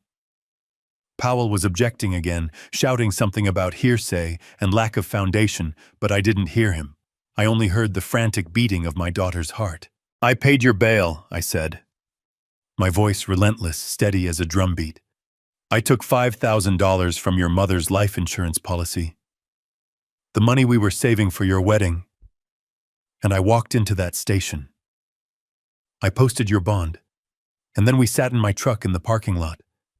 The rain was hitting the roof so hard we had to shout to hear each other. I stopped. I looked at her deep into her eyes, searching for a trace of the girl I had raised. But there was nothing there. Just greed and fear. And that is when you signed this, I said, lifting the envelope again. You signed it because you didn't want to go to prison. You signed it because you didn't want the responsibility. You signed it because you wanted to run away with that biker gang, and you needed to be free of the burden. Vanessa laughed again, but this time it sounded bordering on hysterical. You are senile, she spat, venom dripping from every syllable. There is nothing in that envelope, old man. Maybe a birthday card, maybe a grocery list. You are holding a piece of trash and acting like it is a smoking gun. You are pathetic. You are a sad, lonely, confused old man who invented a fantasy because he couldn't accept that his daughter hates him. She leaned forward, gripping the railing of the witness stand, her knuckles white. Go ahead, she taunted, her voice low and cruel. Open it. Show everyone your grocery list. Prove to them how crazy you really are. She was so confident. She was so sure that I was bluffing, or that the document inside was meaningless after all this time. She thought she had won. She thought the narrative of the senile grandfather was bulletproof. I looked at the judge. May I, Your Honor? The judge nodded slowly, her eyes locked on the envelope. I turned the envelope over. I didn't rip it. I carefully peeled back the seal that had been closed for 5 years. The sound of the paper tearing was the loudest thing in the room. I reached inside and pulled out a single sheet of paper. It wasn't a grocery list. It was a legal document stamped and notarized, yellowed slightly at the edges, but crisp and legible. I didn't argue with her. I didn't call her names. I just held the paper up so she could see the header. It is not a birthday card, Vanessa. I said, my voice devoid of triumph, just filled with a heavy finality. It is a receipt. And now everyone is going to see what you sold. The document in my hand was not just paper, it was a mirror. I held it up not for the judge, but for the jury, for Powell, and for the room full of people who had spent the last 2 hours believing I was a villain. It was a single sheet of legal paper, creased from years of hiding, yellowed at the edges, but the black ink of the notary stamp was as sharp as the day it was pressed. Relinquishment of parental rights. The words were bold and undeniable. I walked to the clerk's desk and handed it over. The clerk stamped it into evidence, her eyes widening as she read the first line. Then I turned back to Vanessa. She was frozen, her mouth slightly open. The arrogant smile wiped clean off her face. Her eyes were fixed on the paper as if it were a ghost. You forgot, didn't you? I said, my voice echoing in the silent room. You were so high that night you probably don't even remember signing it. But I remember. I remember the rain. I remember the smell of cheap vodka on your breath. And I remember the deal we made. Powell jumped up, knocking over his chair. Objection, Your Honor. This is a surprise document. We haven't had time to authenticate it. Judge Galloway ignored him. She took the document from the clerk and put on her reading glasses. The room held its breath. I watched her eyes scan the page. I saw her eyebrows knit together. I saw her lips thin into a hard line. It says here, Mr. King, the judge read aloud, her voice cutting through the tension. Like a knife, that Vanessa King voluntarily surrendered full legal and physical custody of Leo and Mia King to Douglas King on April 12th, 5 years ago. It also states that this surrender was in exchange for bail money posted by Mr. King in relation to charges of… She paused, looking up at Vanessa possession, with intent to distribute, an armed robbery. A gasp went through the courtroom. It started in the back row and rippled forward. The reporters started typing furiously. Vanessa's face went from pale to ghostly white. She looked at Powell, but he was staring at the document in the judge's hand, his face draining of color. He hadn't known. She had lied to him, too. That is a lie, Vanessa shrieked, standing up in the witness box. He forged it. He made me sign it. I didn't know what it was. I was sick. I was under duress. I didn't shout back. I didn't need to. I reached into my pocket again and pulled out a small black USB drive. I figured you might say that, I said calmly. Memories are tricky things, especially when you are trying to rewrite history. But cameras don't forget. I held up the drive. This is the security footage from the notary's office, I said. My friend owned the shop. He kept the tape for me. It shows you walking in Vanessa. It shows you reading the document for 10 minutes. It shows you asking questions. And it shows you signing it. But the best part is the audio. I turned to the judge. May I, Your Honor? The judge nodded, pointing to the laptop on the clerk's desk. Play it. I plugged the drive in. The large screen on the wall flickered to life. The image was grainy black and white, but clear enough. There was Vanessa, 5 years younger, looking disheveled and frantic. She was pacing in a small office. I was sitting in a chair, looking tired and defeated. The audio crackled, then her voice filled the courtroom, loud and clear. Just give me the money, Dad. I don't care about the kids. They are dead weight anyway. I can't take care of them. I want to go to Vegas. Just give me the cash and take the damn papers. On the screen, the younger, Vanessa, grabbed a pen and signed the document with a flourish, then snatched a check from my hand. Good luck with them, the recording continued. You are going to need it. I am free. I stopped the video. The freeze frame showed Vanessa laughing, clutching the check, the door closing behind her. The silence in the courtroom was absolute. It was the silence of a truth so ugly it sucked the air out of the room. Vanessa stood in the witness box, trembling, her hands gripping the wood until her knuckles were white. She looked small. She looked exposed. The grieving mother act had disintegrated, leaving behind only the selfish, desperate creature on the screen. Is that duress, Vanessa? I asked, my voice soft but carrying to every corner of the room. Is that a mother fighting for her children? Or is that a woman selling her own flesh and blood for $5,000 so she can go party in Vegas? Vanessa opened her mouth, but no sound came out. She looked at the judge, who was staring at her with an expression of pure revulsion. She looked at the jury, who were avoiding her gaze. She looked at Powell, who was slowly closing his briefcase, distancing himself from the radioactive fallout. And finally, she looked at me. And in her eyes, I didn't see hate anymore. I saw the realization that the game was over. The house of cards had collapsed, and she was buried under the wreckage. I turned to the judge. She didn't come back for them because she loves them, Your Honor, I said. She came back because she spent the money. She came back because she has a debt. And she thought the old man was too weak to stop her. I pointed at the screen. She was wrong. The judge raised her gavel to restore order, but I raised my hand, signaling toward the back of the courtroom. The heavy double doors swung open with a boom that silenced the gallery. Officer Ford stepped through, and he was not alone. He was flanked by 2 state troopers, and he was holding a pair of handcuffs that glinted under the fluorescent lights. He walked down the center aisle, his boots heavy on the carpet, his eyes locked on Vanessa. She shrank back against the witness stand, her hands trembling so violently they rattled against the wood. Vanessa King Ford announced, his voice projecting to the rafters. "You are under arrest for the armed robbery of the Pick and Go on 5th Street 5 years ago. You have been a fugitive from justice, and thanks to the video evidence provided by your father, we have positively identified you as the driver of the getaway vehicle." Vanessa screamed. It was a high, thin sound of pure animal panic. She looked around for an escape route, but there was none. The bailiff moved in, blocking her path to the judge. She looked at Powell, but her lawyer was already packing his briefcase, his face a mask of professional detachment. "I am withdrawing as counsel, Your Honor."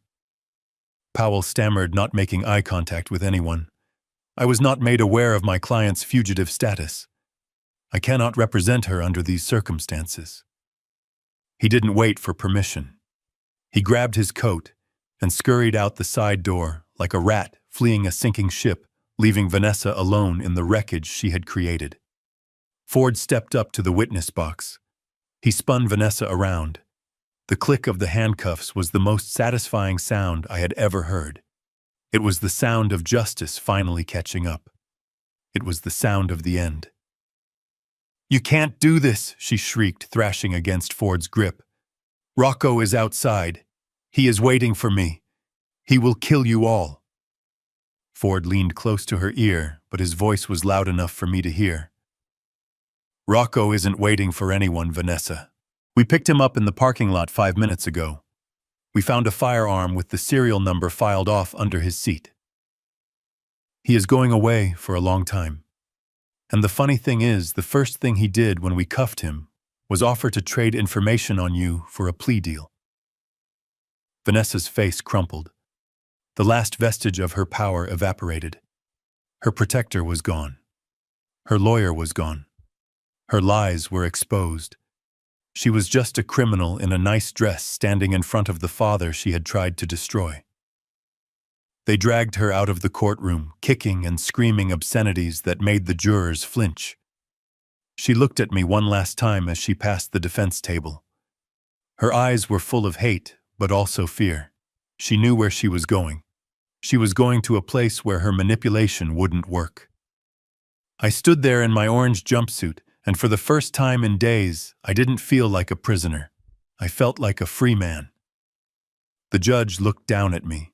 The disgust was gone from her eyes, replaced by a mixture of shock and respect. She banged her gavel once, a final definitive strike. "Case dismissed," she said. "Mr. King, you are free to go, and I am issuing an immediate order granting you full permanent custody of Leo and Mia King." I let out a breath I felt like I had been holding for 5 years. The storm had broken. The chaos of the villains had consumed them, leaving me standing in the calm center. I looked at the empty door where my daughter had just been taken away. I didn't feel joy. I felt relief. It was over. The wolves were caged, and the sheep were safe. The drive home was quiet. Not the heavy silence of the jail cell or the tense quiet of a battlefield, but the soft, peaceful silence of a world finally set right. Leo sat in the passenger seat, clutching the burner phone I had given back to him, as if it were a talisman.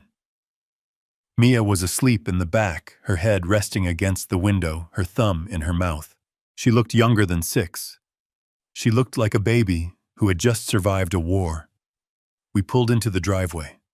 The sun was setting, casting long orange shadows across the lawn.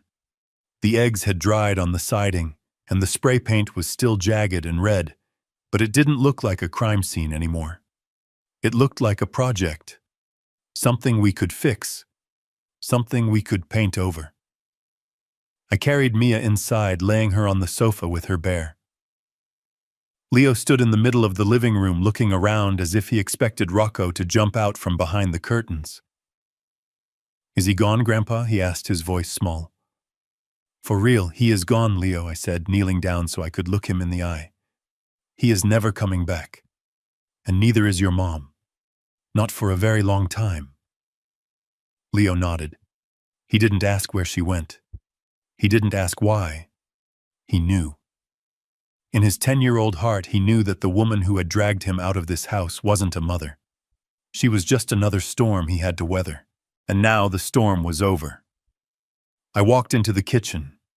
I didn't turn on the big light. I just switched on the small lamp over the stove. It cast a warm yellow glow over the countertops. I filled a pot with water and set it to boil. What are we having? Leo asked, leaning against the doorframe. Mac and cheese, I said. The good kind, with the extra cheese. A small smile touched his lips. It was the first time I had seen him smile in 3 days. Can I help? Yeah. Grab the wooden spoon.